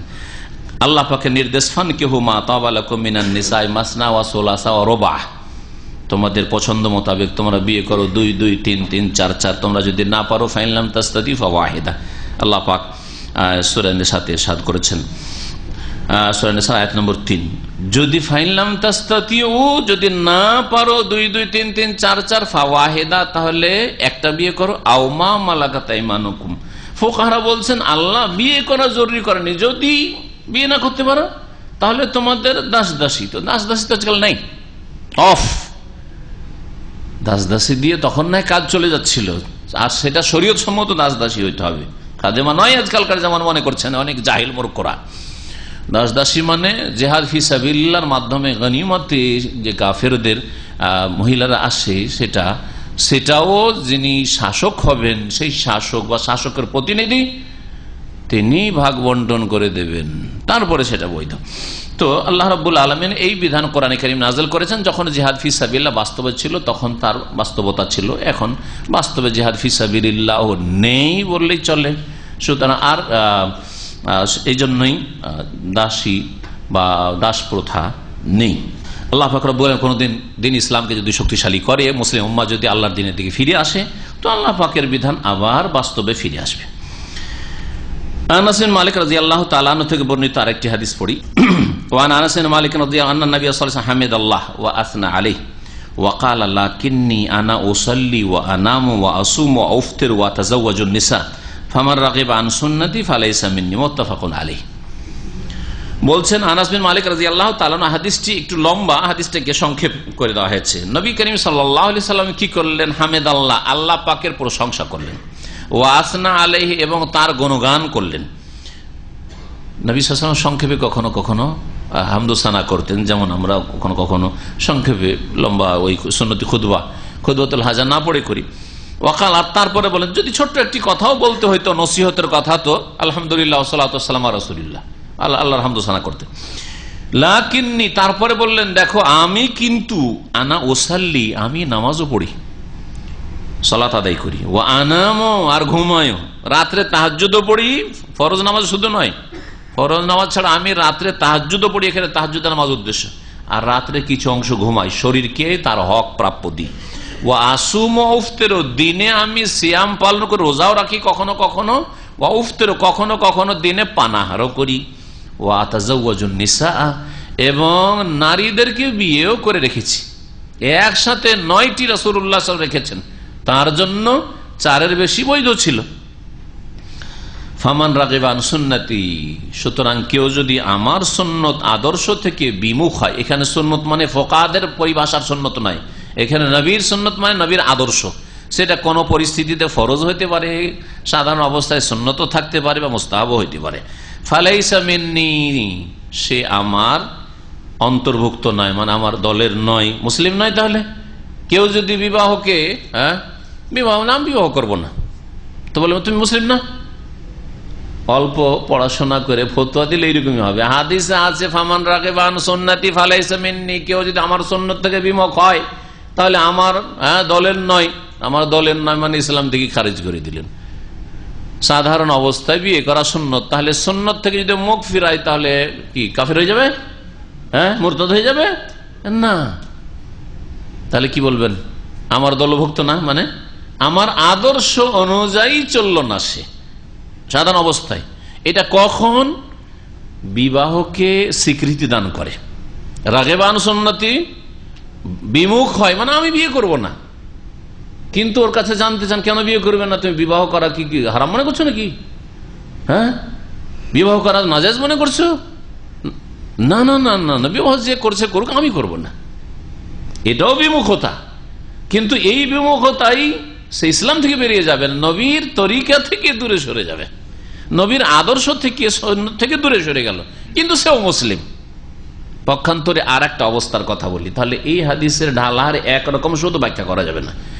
আর একটা অবস্থা হচ্ছে যে একজন লোক বিবাহের সুন্নত আদর্শ থেকে বা নবীর যে কোনো আদর্শ থেকে, যেটা কোরআন বা হাদিস দ্বারা স্পষ্ট প্রমাণিত, এমন বিমুখ হলো যে অস্বীকার করে, মানি না, আমি বিবাহ করবো না, মানি না, বিবাহ মানি না, বিবাহ কি জিনিস? তাহলে কি বলবেন? তখন ফালাইসা মিন্নি, মানে আমার উম্মতের না, সে মুসলিম না। কোরবানি, একজন বলছেন কোরবানি করবেন না, অনেকে এখানে ফ্যামিলি থাকে কোরবানি করে না। কোরবানি করবেন না? না ভাই কোরবানি করবো না। কেন? পয়সা নেই? পয়সা আছে তো করবো না। তো কি নবীর সুন্নত, সুন্নতে মুআক্কাদা কোরবানি অনেকের কাছে, ওয়াজিব ফুকাহাদের কাছে সুন্নতে মুআক্কাদা সহিহ। তো যদি কোরবানি কেউ না করে তো ইসলাম থেকে খারিজ হয়ে যাবে না। কিন্তু আর এক লোক বলছে যে কোরবানি আমি করব না। কেন কোরবানি করবেন না? আমি মানি না কোরবানি। কোরবানি আবার কি লাভ কি এতে? তাহলে সে কি বলেন? কাফের সে। বোঝা গেল? তাহলে রাগে বা বিমুখ হওয়া দুই রকম হইতে পারে। বিমুখ হওয়া মানে অস্বীকৃতি দান করে, মানি না, এই বিধানকে আমি মানি না, তাহলে কাফের, নবীর উম্মতের না। আর আরেকটা হচ্ছে যে রাগেবা মানে আমি এটা করব না, বিবাহ করব না ভাই, আমি অন্য কাজে ব্যস্ত আছি, আমি বিবাহ করব না। অনেক বড় বড় আলেমরা বিয়ে করেননি। বড় বড় আলেমরা তাদের ব্যস্ত বাড়িগুলি লাইন করে 9 বিবির বাড়ি ছিল। হুজরা আয়েশা থেকে শুরু করে মহিলা সেকশনটা যে রয়েছে, আপনি যখন মসজিদে নববীতে ঢুকবেন, বাম হাতে যে মহিলা সেকশনটা আছে না, ঘেরা আছে, ওই দিকটা নবী সাল্লাল্লাহু আলাইহি ওয়াসাল্লাম হুজরাগুলি ছিল। 9 স্ত্রী 9টি বাড়ি ছিল লাইন হয়ে। ওই দিকটাকে এখনো মহিলা সেকশনই রাখা আছে, মহিলাদের মুসাল্লা, মহিলারা ওই দিক দিয়ে ঢোকে। নবী সাল্লাল্লাহু আলাইহি ওয়াসাল্লামের বিবিদের বাড়ির বাইরে এসে ইয়াসআলুনা আন ইবাদাতিন নবী সাল্লাল্লাহু আলাইহি ওয়াসাল্লাম, নবী সাল্লাল্লাহু আলাইহি ওয়াসাল্লামের ইবাদত বন্দেগী কেমন ছিল, রাতে তাহাজ্জুদ কতটা পড়তেন, কত ঘন্টা পড়তেন, সারা রাত পড়তেন কি পড়তেন না, ঘুমাইতেন কি ঘুমাইতেন না, দিনে রোজা রাখতেন, কেমন তার রোজা ছিল, ইত্যাদি জিজ্ঞাসা করা শুরু করলো তারা। ফালাম্মা উখবিরু, যখন তাদেরকে বলা হলো যে নবী করিম সাল্লাল্লাহু আলাইহি ওয়াসাল্লাম এইরকম এইরকম ইবাদত করতেন, কান্নাহু তাকাল্লুহা, তারা যেন নবীর ইবাদত বন্দেগীকে অল্প মনে করলো, তো সামান্য ইবাদত, তো এমন তো কিছু বেশি না। নবী করিম সাল্লাল্লাহু আলাইহি ওয়াসাল্লাম সারা দিনে কত রাকাত নামাজ পড়তেন মোটামুটি জানা আছে? মোটামুটি 40 রাকাত নামাজ পড়তেন, তাহাজ্জুদ, বেতর এবং ফরজ নামাজ তার আগে, আর সুন্নতের রাতেব, এইসব মিলিয়ে 40 রাকাতের মতো নামাজ পড়তেন। কখনো সালাতুল দুহা বেশি হলে সেটা বেশি হইতে পারে। কিন্তু অনেক বুজুর্গানের দিনের কিসসা কাহিনীতে রয়েছে, কেউ 100 রাকাত রাতে, 200, 300, 400, 500, আমাদের এই ভাই বলছে 1000ও নাকি পড়েছে। আমি 300 রাকাত এক রাতে, যাই হোক কি বলছে 1000 রাকাত নামাজ পড়েছে। তো সংখ্যাতে তো অনেক বেশি, কিন্তু কোয়ালিটি ডাউন কোয়ালিটি। পক্ষান্তর নবী সাল্লাল্লাহু আলাইহি ওয়াসাল্লামের কোয়ালিটি হাই কোয়ালিটির ইবাদত। বোঝা গেছে? জীবনে আপনি একটা দুটোই হজ করেছেন, কিন্তু হজের মতো হজ করেছেন, কোরআন সুন্নাহ মোতাবেক আর খুশুর সাথে ইবাদতের হজ করেছেন।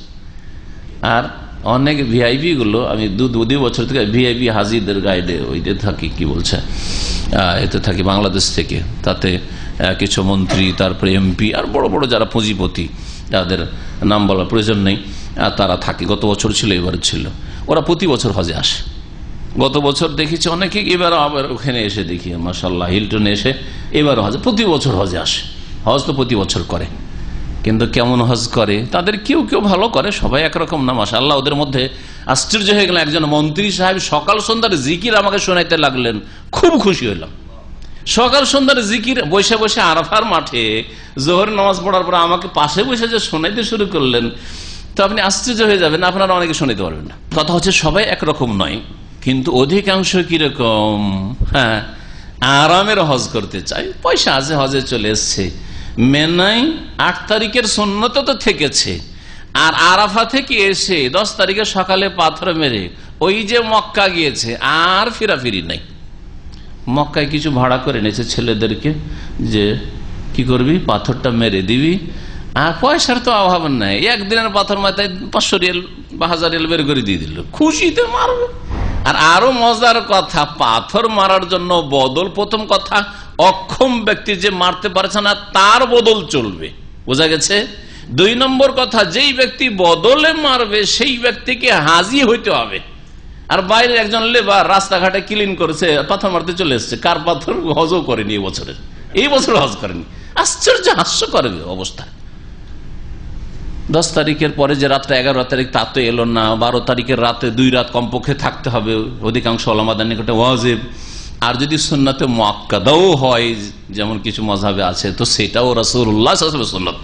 আমি এই কথা দিয়ে অনেক ওই সব ভিআইপিদেরকে, কার সুন্নাত বলেন দেখি, যখন ওদের মধ্যে কেউ বলছে না শেখ এটা কি ওয়াজিব না সুন্নাত, আমি বলি সুন্নতই যদি সাপোজ মেনে নিলাম আপনার যে সুন্নাত, ধরে নেন যে সুন্নাত, কার সুন্নাত, এই কার সুন্নাত বললে এমন নক করেছি তাদের মগজে, দেমাগে হিলিয়ে দিয়েছি দেমাগকে। কথা তো ঠিকই, নবীর সুন্নত, নবীর সুন্নত ছেড়ে হিলটনে শুয়ে থাকবা, লেবুর সুন্নত ছেড়ে 5 স্টারে বসে থাকবো, জমজম টাওয়ার আর এখানে মেনে আসবো না, নবীর সুন্নত ছেড়ে বসে থাকবো না। যার ফলে আলহামদুলিল্লাহ অর্ধেককে ফিরেতে পেরেছি, অর্ধেককে তাদেরকে মেনাতে আবার ব্যাক করাতে পেরেছি না। আর অনেকে বলছে যে ঠিক আছে এত ক্লান্ত হইতে পারবো না, যাবো না, পাথর মেরে এখানে থেকে গেলাম, ঠিক আছে তওয়াফ হেফাজা পরে করো, তাও ভালো, কিন্তু রাত এখানে থাকেন, তওয়াফ হেফাজা 11 তারিখে করেন, সবচেয়ে ভালো। আপনি যদি একটু মনে করেন যে 11 তারিখে ফজর নামাজটা গিয়ে হারামে পড়েন, আর গিয়ে আরামে তখন একটু হালকা থাকবেন, করেন, ফ্যামিলি যেহেতু আছে বা বাচ্চারা আছে ইত্যাদি। তো যারা এসব বুঝে তাদের কাছ থেকে যদি পরামর্শ নেয়, হজটাও তাদের সুন্দর হয়, কোয়ালিটিও সুন্দর হয়, আর তারপরে হজটা কবুল, হজে মাবরুর হয়। কিন্তু পয়সা আছে, হজ তো অনেক করেছে, কিন্তু কোয়ালিটি সব ডাউন কোয়ালিটি, মেডিয়ান চাইনা, মেডিয়ান চাইনা হজ, জি মেডিয়ান মদিনা নয়, জি মদিনা হইতে হবে, মেডিয়ান মদিনা হইতে হবে, চাইনা হইলে হবে না। নবী করিম সাল্লাল্লাহু আলাইহি ওয়াসাল্লামের ইবাদত বন্দেগী 3 জন নতুন নতুন মুসলমান সবাই ছিল, খুব কম মনে করলো যে অল্পই তো, তবে আমরা তো গুনাহগার, আমাদের আরো বেশি করতে হবে। ফাকালু, তারা বললো ওয়াইনা নাহনু মিনান নবী সাল্লাল্লাহু আলাইহি ওয়াসাল্লাম, আমরা কোথায় আর নবী কোথায়, নবী ইবাদত করুক আর না করুক তার সব পার, কিন্তু আমাদের চলবে। আইনা নাহনু মিনান নবী সাল্লাল্লাহু আলাইহি ওয়াসাল্লাম কাদ গাফারাল্লাহু লাহু মা তাকাদ্দামা মিন যামবি ওয়া মা তাআখার, তার আগের পরের ভুল ভ্রান্তি আল্লাহ ক্ষমা মার্জনার ঘোষণাই করে দিয়েছেন।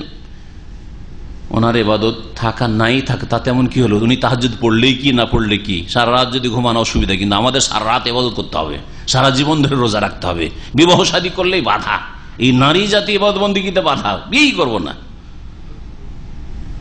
এই সব যখন করলো নবী সাল্লাল্লাহু আলাইহি ওয়াসাল্লাম সেই সময় পৌঁছে গেছেন।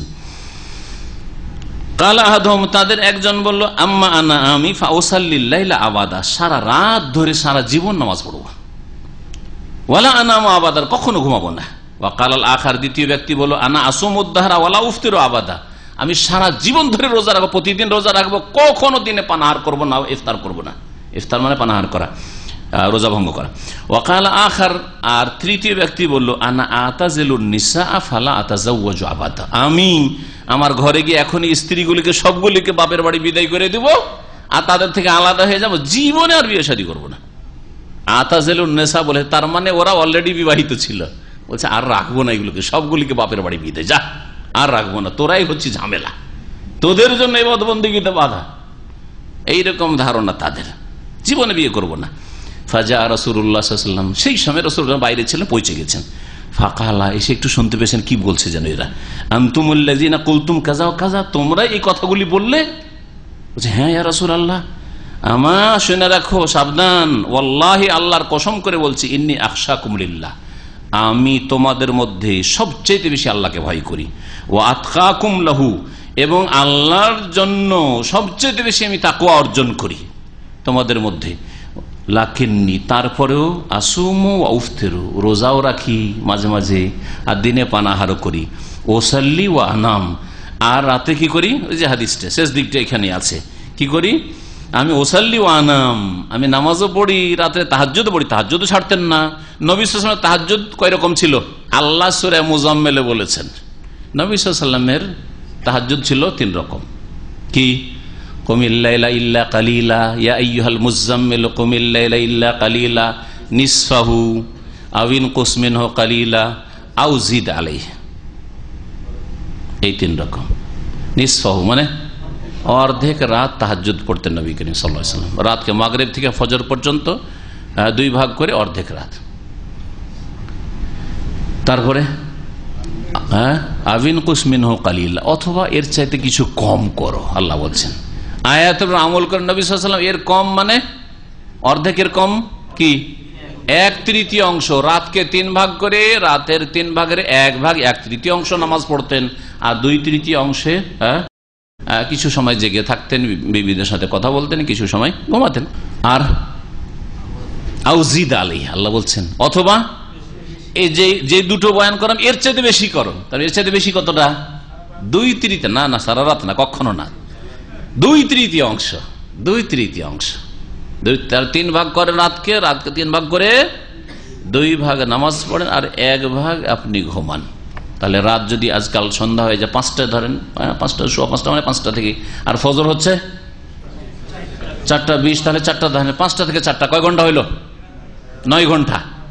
9 ঘন্টাকে যদি 3 ভাগ করা যায় তাহলে কয় ঘন্টা নামাজ, সবচেয়ে বেশি সঙ্গে 6 ঘন্টা তাহাজ্জুদ পড়তেন নবী করিম সাল্লাল্লাহু আলাইহি ওয়াসাল্লাম, 2/3 অংশ। অথবা নবী সাল্লাল্লাহু আলাইহি ওয়াসাল্লাম কয় ঘন্টা তাহাজ্জুদ পড়তেন, 9কে অর্ধেক করেন, তাহলে 4.5 ঘন্টা তাহাজ্জুদ পড়তেন। আর কখনো কখনো 1/3 অংশ পড়তেন, তাহলে কত হইতো, 3 ঘন্টা তাহাজ্জুদ পড়তেন। আর আমাদের মধ্যে কেউ 1 ঘন্টা তাহাজ্জুদ পড়ার লোক আছে কি? আলাইসা মিনকুম রাজুলুন রশিদ, আল্লাহ পাক তৌফিক দান করেন, আল্লাহ তৌফিক দান করেন। 3 ঘন্টা, আর তারপর কি বললাম, 3 ঘন্টা, 4.5 ঘন্টা, 6 ঘন্টা, এগুলি বাদ দেন 1 ঘন্টা তাহাজ্জুদ পড়ার লোক চাই আপনাদের মধ্যে, আল্লাহ যেন তৌফিক দান করেন। বেশি না, 1 ঘন্টা আল্লাহ পাক তাহাজ্জুদ পড়া তৌফিক দান করেন, আল্লাহ পাক আমাদের সকলকে তৌফিক দান করেন। এই হাদিস থেকে বোঝা যায় যে ইসলাম ধর্ম বৈরাগ্যের ধর্ম নয়, লা রহবানিয়াতে ফিল ইসলাম, নবী সাল্লাল্লাহু আলাইহি ওয়াসাল্লাম হাদিস রয়েছে, ইসলামে সন্ন্যাসীবাদ, সন্ন্যাসবাদ বা বৈরাগ্যবাদ নেই। ইসলামে সংসারের সাথে সম্পর্ক থেকে, সমাজের সাথে সম্পর্ক রেখে, পরিবারের সাথে সম্পর্ক রেখে, ছেলে মেয়ে স্ত্রীর সাথে সম্পর্ক রেখে আল্লাহর ইবাদতকে সুন্দর করতে হবে। আল্লাহর ইবাদত যেগুলি মসজিদ ভিত্তিক ইবাদত বা নিছক খালেস ইবাদত মাহজা, যেগুলো খালেস ইবাদত, সেগুলি ছাড়াও যেগুলি সাংসারিক কাজ, পারিবারিক কাজ অথবা সামাজিক কাজ, রুজি রোজগারের কাজ, অর্থ হালাল রুজি উপার্জন করা, এই সবগুলিতে যদি আল্লাহর সন্তুষ্টি কামনা থাকে, নিয়তে সালেহা থাকে, তাহলে সেগুলিও আদাত থেকে ইবাদতে পরিণত হয়, কি হয়ে যায়, ইবাদত হয়ে যায়, সেগুলিতেও নেকি হয়। এই মর্মে অনেক দলিল রয়েছে, তার মধ্যে একটি হচ্ছে নবী করিম সাল্লাল্লাহু আলাইহি ওয়াসাল্লাম বলছেন, হাত্তা লোকমা, ওই লোকমাটি, যেটা কি করো, তাজাউহা ফি ফি ইমরাআতিকা, তোমার স্ত্রীর মুখে দাও। স্ত্রীর মুখে লোকমা দাও মানে লোকমা উঠিয়ে উঠিয়ে খাওয়াবেন, এটা বোঝানো হয়নি, শাব্দিক অর্থ বোঝানো হয়নি। কখনো আপনি একটু করেন, সেটা আলাদা কথা, কিন্তু এটা বোঝানো হয়নি। কি বোঝানো হয়েছে, যে একবারের খাবারের স্ত্রীর জন্য যে ব্যবস্থা করছেন, এই যে মাসের খরচটা আপনি আপনার স্ত্রী ছেলে মেয়ের পাঠাচ্ছেন, সেটাও কি সাদাকা, নবী সাল্লাল্লাহু আলাইহি ওয়াসাল্লাম বলেছেন সাদাকা। আরো হাদিস, ওয়াফি বুদে আহাদিকুম সাদাকা, তোমাদের লজ্জা স্থান দিয়েও সাদকা হইতে পারে। লজ্জা স্থান দিয়ে কি কিসের সাদাকা হবে, নেকি হবে, কোন সাদকা হবে বলেন? সাহাবীরা বুঝতো, ইয়া রাসূলুল্লাহ আয়াতি আদনা শাহওয়াতাহু ওয়া হুয়া আলাইহি সাদাকা, আরে নিজের ভোগ বিলাস করবে আর কাম, যেটা ভাবতার রয়েছে, জনচাহিদা রয়েছে, সেই জনচাহিদা পূরণ করবে, আর তার সাদকা আবার হবে, ও তো মজা মারলো, আপনার সাদকা কিসের, সাদকা কিসের? নবী করিম সাল্লাল্লাহু আলাইহি সাল্লাম বলছেন আরাইতাল্লাহু ওয়াদাহা ফি হারাম, আচ্ছা বলো তো এই হালালটা না করে যদি হারাম জায়গায় চলে যেত, হ্যাঁ প্রেম করতে শুরু করতে, বলছে যে না বিয়ে করেছে, বিয়ে করেনি তো কেন বিয়ে করবেন না, বলছে প্রয়োজন না, গার্লফ্রেন্ড আছে। হ্যাঁ আমি পশ্চিমা মুসলমান, পশ্চিমা মুসলমান পশ্চিমা দেশে বাস করেও না, পশ্চিমা সভ্যতার মুসলমান, নামে মুসলমান আব্দুল্লাহ আব্দুর রহমান, কিন্তু ইহুদি নাসারা আর কাফের মুশরিকদের ধর্মে বিশ্বাসী। হ্যাঁ বোঝা গেছে, কেউ যদি বিয়ে করে তো অপরাধ, কিন্তু গার্লফ্রেন্ড থাকলে স্কুল কলেজ লাইফে প্রেম করলে অসুবিধা নেই। প্রেমটা যে জেনা বুঝি না যে জেনা, অধম মুসলমান। যখন হারামে গেলে পাপ হইতো, হারাম থেকে বাঁচার জন্য সে সহবাস করেছে, তো নাকি হবে না, সাদকা হবে না, সাদকা হবে। তাহলে দুনিয়া নিছক দুনিয়াদারির কাজেও সওয়াব পাওয়া যায়, নেকি পাওয়া যায়, সাদকার নেকি। ইমাম ইবনে তাইমিয়া রাহমাতুল্লাহ আলাইহি এই কথা দিয়ে শেষ করছি, বলছেন আল ইরাজু আনিল আহলি ওয়াল আওলাদ লাইসা মিম্মা ইউহিব্বুহুল্লাহ ওয়া রাসূলুহু। কেউ যদি স্ত্রী এবং ছেলে মেয়ে থেকে বিমুখ হয়, বিয়ে শাদী করবো না, ঝামেলা শেষ নেই, ছেলে মেয়ে বেশি ছেলে মেয়ে নেবো না, ঝামেলা শেষ নেই, বেশি ছেলে মেয়ে নেবো না, ঝামেলার শেষ নেই। ছেলে মেয়ে নিলে রুজি রোজগার করতে হবে, আর তাদের জন্য এই হাসপাতাল নিয়ে যাও, এই চিকিৎসা করো, তো এই করো, স্কুলে দিয়ে আসো, নিয়ে আসো, কত ঝামেলা। আর সব এবাদতেও বাধা, টেনশন, ওইসব করবো না, ফ্রি হয়ে এবাদতবন্দি করবো। বলছেন তিনি লাইসা মিম্মা ইউহিব্বুহুল্লাহ ওয়া রাসূলুহু, এটা আল্লাহও পছন্দ করেন না, সংসার ত্যাগী হবে, বিয়ে করবো না, ছেলে মেয়ে নেব না বেশি, আর তার রাসূলও পছন্দ করেন না। ওয়া লাইসা হুয়া মিন দীনিল আম্বিয়া, এবং নবী রাসূলগণের এটা দ্বীনও না, রাসূল নবী রাসূলগণের দ্বীনও নয় সংসার ত্যাগী হওয়া, বিবাহ না করা, বা বিবাহ করেছি কিন্তু ছেলে মেয়ে নেব না, বাঁধা দেখে বিয়ে করা, এমন বংশ পরিবার দেখে বিয়ে করা যে ওই বংশে একটা দুটা ছেলের বেশি যেন না থাকে। আজকাল এরকম বিয়ে করছে, যারা দ্বিতীয় বিয়ে করেছে অনেকে এরকম আছে, দেখছে যে এই মেয়েটা সম্পর্কে জানে যে বাচ্চা হবে না, সেই জন্য বিয়ে করেছে, কারণ বাচ্চা হলে তো আবার বেড়ে যাবে, তখন দায়িত্ব বাড়ে। না না না, বাচ্চা হবে না দেখে বিয়ে, মাজা দেখে বিয়ে করেছে, আল্লাহ কোনোদিন বরকত দেবে না, নিয়তটাই খারাপ, যাতে বাচ্চা না হয় ওইরকম দেখে বিয়ে করেছে। অথবা বিয়ে করেছে বেশি, যেহেতু বাচ্চা নেব না দেখ রে এই পরিবারে, আর এই পরিবারে তার 6-7টা মেয়ে, আবার 4-5টা ছেলে, না না না না না না, এত ছেলে মেয়ে হয় এই পরিবারে বিয়ে করা যাবে না, ছোট পরিবার দেখে বিয়ে করতে হবে, যাদের 2-1 করে ছেলে মেয়ে আছে। হ্যাঁ শ্বশুরের 1 ছেলে 1 মেয়ে, এই পরিবারে বিয়ে দিতে হবে, জমি জায়গা ধন সম্পদ অনেক কিছু পেয়ে যাব, এইরকম নিয়তে যদি কেউ বিয়ে করে তাহলে আল্লাহ বরকত দেবেন না, তার অসৎ নিয়ত। তো স্ত্রী এবং ছেলে মেয়ে এবং তাদের দায়িত্ব থেকে বিমুখতা আল্লাহর দিন নয়, আল্লাহ পছন্দ করেন, রসুলও পছন্দ করেন না, আম্বিয়া রসুলগণের দিন নয়। মহান আল্লাহ সূরা রাদের আয়াত নম্বর 38 ইরশাদ করেছেন, ওয়ালাকাদ আরসালনা রাসূলান, আমি রসুলগণকে পাঠিয়েছি, মিন ক্বাবলিকা, হে নবী তোমার পূর্বে, ওয়াজআলনা লাহুম আজওয়াজান ওয়া যুররিয়া, এবং তাদের স্ত্রীও আমি করেছি, আর কি করেছি, অজুরিয়া, তাদেরকে সন্তান সন্ততিও দিয়েছি, তাদেরকে স্ত্রী দিয়েছি, তারা বিবাহ শাদীও করেছে, আর তারা ছেলে মেয়েও নিয়েছে। সুতরাং বিবাহ শাদী করতে হবে আর ছেলে মেয়েও নিতে হবে। আল্লাহ পাক রব্বুল আলামিনের বড় নিয়ামত, ধন সম্পদ চাইতে বড় নিয়ামত হচ্ছে ছেলে মেয়ের নিয়ামত। আল্লাহ পাক রব্বুল আলামিন যেন এই বিষয়টি বুঝার তৌফিক দান করেন। আল্লাহ রব্বুল আলামিন সমস্ত রকমের গুনাহ থেকে বেঁচে থাকার তৌফিক দান করেন। যুবকদেরকে, যেসব ভাইয়েরা যুবক হয়েছেন, বিয়ে শাদী করতে পারেন, তাদেরকে, যুবতীদেরকে গুনাহ থেকে বেঁচে থাকার তৌফিক দান করেন। বিশেষভাবে যেসব ভাইয়েরা নিজের পরিবারের সাথে থাকতে পারছেন না, আল্লাহ পাক তাদেরকে গুনাহ থেকে বিশেষভাবে যেন বাঁচিয়ে রাখেন। প্রত্যেক মুসলিমকে আল্লাহ পাক রব্বুল আলামিন তাদের উত্তম চরিত্র গঠনের তৌফিক দান করেন। আল্লাহ পাক আমাদের সমস্ত বালা মুসিবত দূর করেন। আল্লাহ পাক রব্বুল আমাদের রিজিকে যেন বরকত দান করেন। আমাদের ছেলে মেয়ে, পরিবার পরিজন, আত্মীয় স্বজন সবকিছুতে আল্লাহ পাক যেন বরকত দান করেন। আল্লাহ পাক রব্বুল আলামিন দুনিয়া আখিরাতের সার্বিক কল্যাণ আমাদের দান করেন। রব্বানা আতিনা ফিদ দুনিয়া হাসানা ওয়া ফিল আখিরাতি হাসানা ওয়া কিনা আযাবান নার। সুবহানা রাব্বিকা রাব্বিল ইজ্জাতি আম্মা ইয়াসিফুন ওয়া সালামুন আলাল মুরসালিন ওয়া আলহামদুলিল্লাহি রাব্বিল আলামিন। গুরুত্বপূর্ণ প্রশ্ন। আজকাল অধিকাংশ সরকার, মুসলিম সরকারগুলি, মুসলিমদের কথা বাদ দেন, মুসলিম সরকারগুলি এই আইন করে রেখেছে 18 বছর আগের বিয়ে দেওয়া যাবে না মেয়েদের। ছেলেদেরও বয়সে নির্ধারণ আছে নাকি? 21-22 এরকম কিছু নির্ধারণ আছে?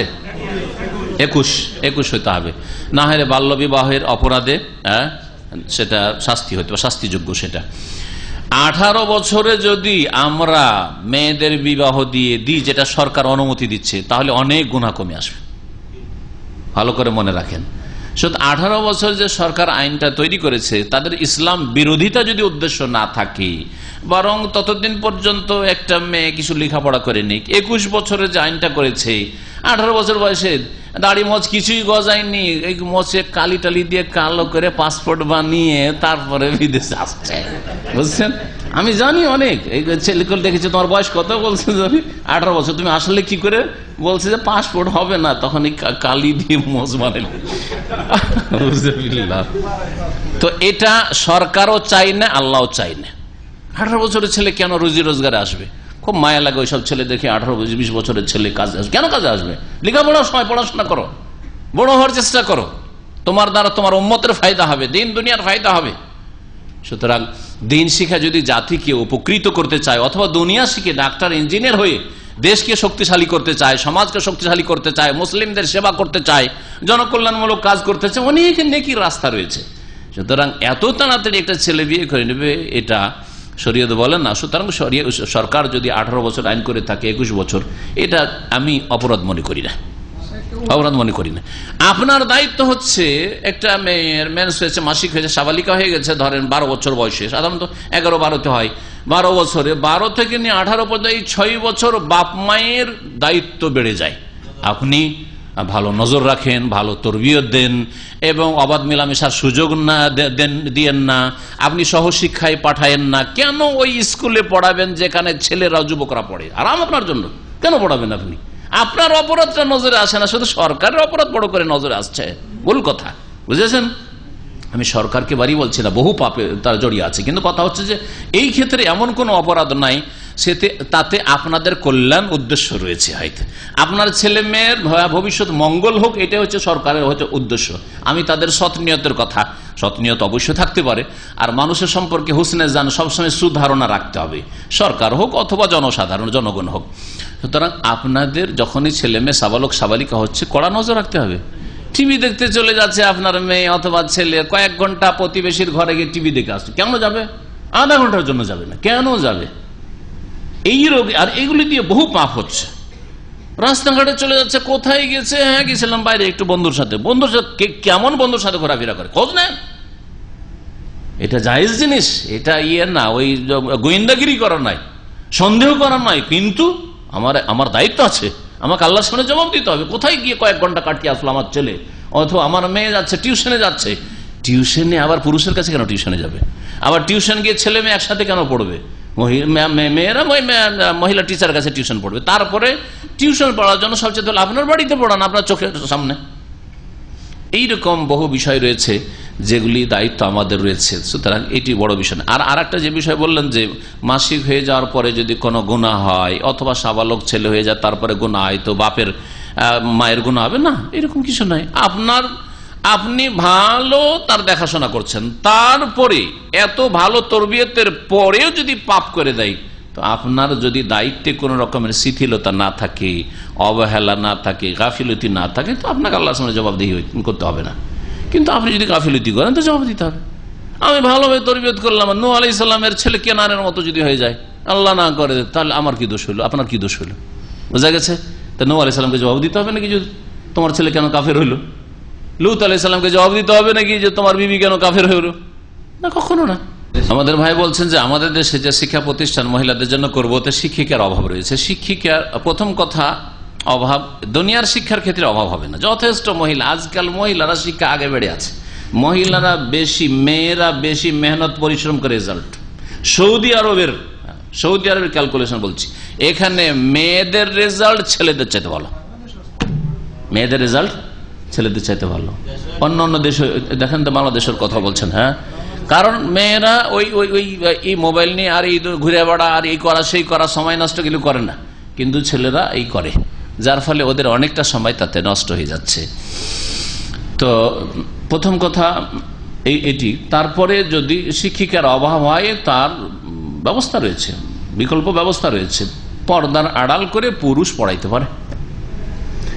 যেগুলো ভালো মাদ্রাসা, কোরআন হাদিসের মাদ্রাসা রয়েছে, এখন বুখারী পর্যন্ত, বুখারী পড়ার জন্য মহিলা টিচার আজ পর্যন্ত বাংলাদেশে পাবেন না, ভারতে খুঁজে পাওয়া যাবেন। আমাদের বড় একটা মাদ্রাসা আছে, মহিলা মাদ্রাসা। এখন সেই মাদ্রাসাটা চালায় আমাদের আত্মীয় স্বজনরা। তো সেই মাদ্রাসাতে এখানে বুখারী পর্যন্ত পড়া হয়। কোথায় টিচার? মহিলা টিচার। তো মহিলা টিচার খুব বেশি, তো মিশকাতটা ভালো করে পড়াইতে পারবে না। তাহলে এই বড় বড় কিতাবগুলি ফিকহের, হাদিসের, তাফসীরের কি করে পড়াবে? মুশকিল। আর পড়ালে সেভাবে হক আদায় করবে না, প্রোডাকশন ভালো হবে না, দুর্বল হবে। দুর্বল থেকে দুর্বলই পয়দা হবে, না সবল পয়দা হবে? খুব কম। তখন পর্দার ব্যবস্থা করা হয়েছে। পর্দার দুটো তরিকা। একটা সবচেয়ে ভালো তরিকা আছে যে পর্দা দিয়ে দেন, পর্দা দিয়ে তারপরে পর্দার আড়ালে মেয়েরা বসুক, স্বাভাবিক মেয়েরা, তারপর ছাত্রীরা, তারপর পড়াশোনা করুক। সৌদি আরবে এখানে যে আপনার এই 37 সাবা সালাসিনে কুলিয়াতুল বানাত ছিল, এখন ওর ইউনিভার্সিটি হয়ে গেছে। ওটা আগে ছিল গার্লস কলেজ ছিল, এখন গার্লস ইউনিভার্সিটি, কিন্তু ওটা দামাম ইউনিভার্সিটি গার্লস। তো সেখানে পুরুষ প্রফেসর আছে, সৌদি আছে, নন সৌদি আছে।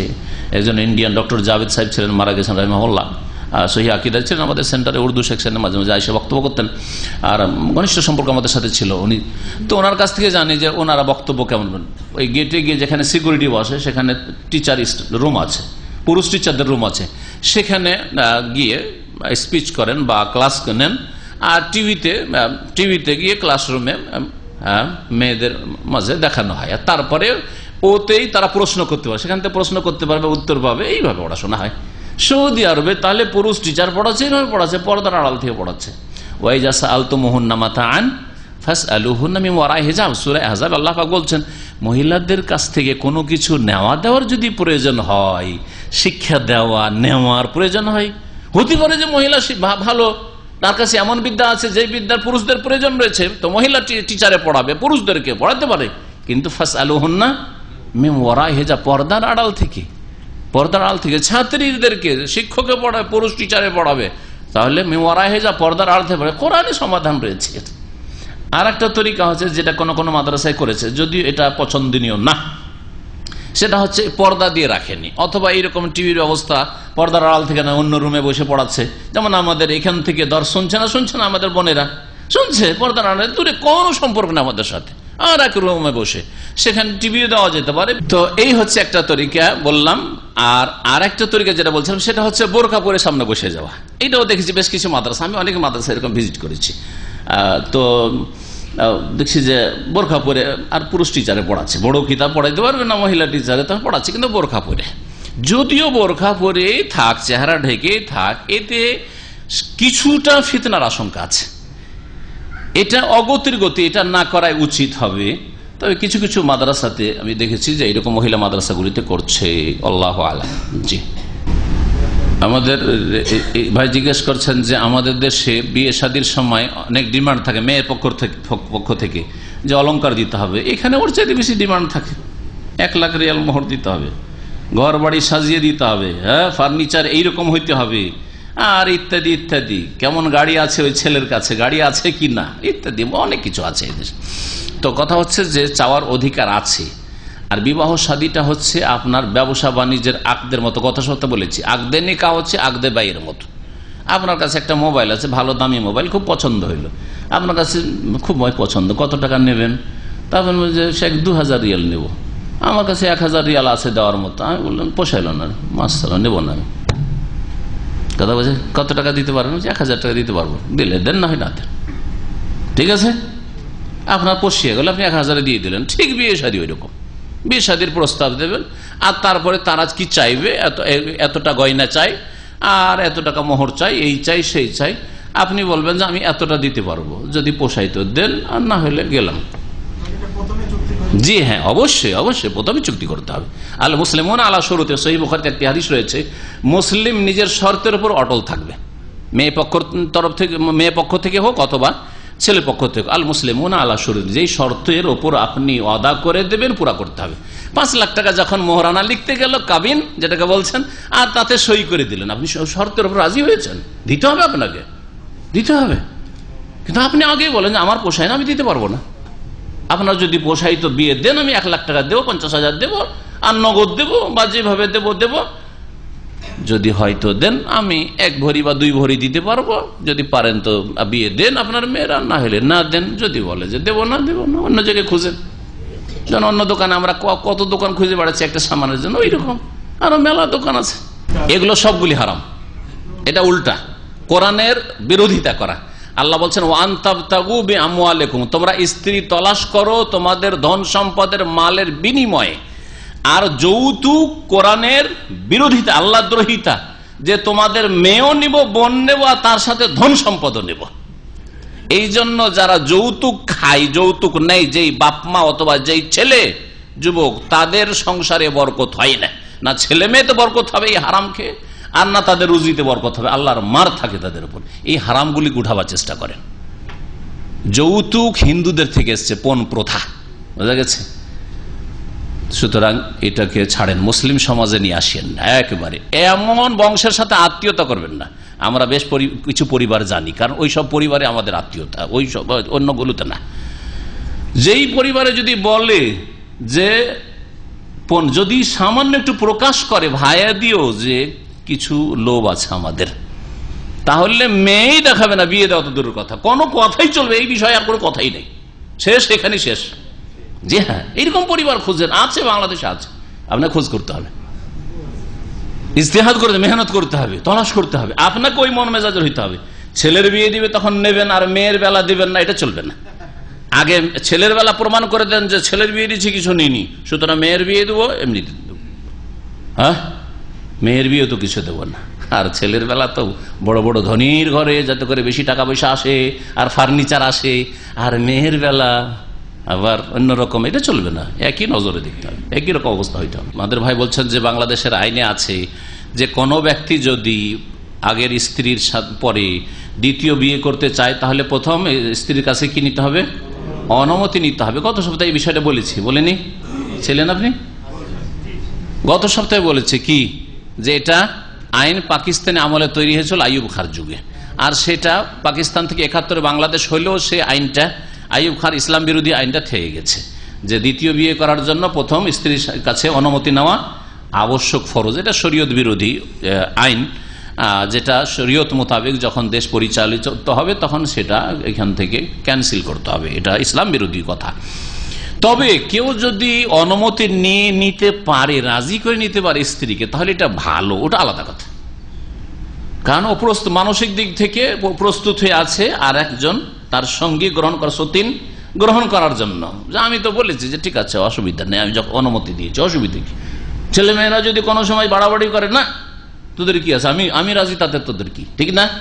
কিন্তু এদিকে ছেলেরাও বিরোধিতা করছে, মেয়েরাও বিরোধিতা করছে, আর স্ত্রীও আপনার রাজি নেই, তাহলে চরম শত্রুতার মুখোমুখি হবেন, আর চরম বিরোধিতার আর কলহ বিবাদের মুখোমুখি হবেন। যার ফলে এটা হচ্ছে পার্থিব দিক থেকে ভালো, শরীয়তের দিক থেকে কোনো প্রয়োজন নেই, কোনো প্রয়োজন নেই।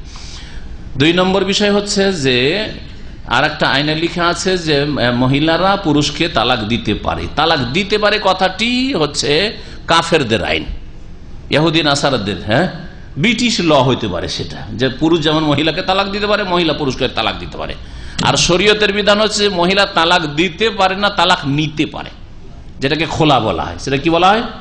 খোলা বলা হয়। যদি কোনো মহিলার স্বামীর সাথে না পোষায়, তার যৌন ক্ষমতা দুর্বল, অথবা তার ব্যবহার খারাপ, নামাজ পড়ে না, শিরকি আকীদা রাখে, অথবা নাস্তিক, ধর্মীয় কারণ, অথবা তার শারীরিক কারণ, স্বাস্থ্যগত দিক থেকে তার মারাত্মক রোগ আছে, পরে বিয়ের পরে জানতে পেরেছে আমি এই রোগীর কাছে কেন থাকবো, এই রোগ আগে থেকে সুগার, আর এই সুগারের লোক হয়তো এর ছেলে মেয়ে হবে না, এর সংসারে থেকে তালাক নিতে পারে।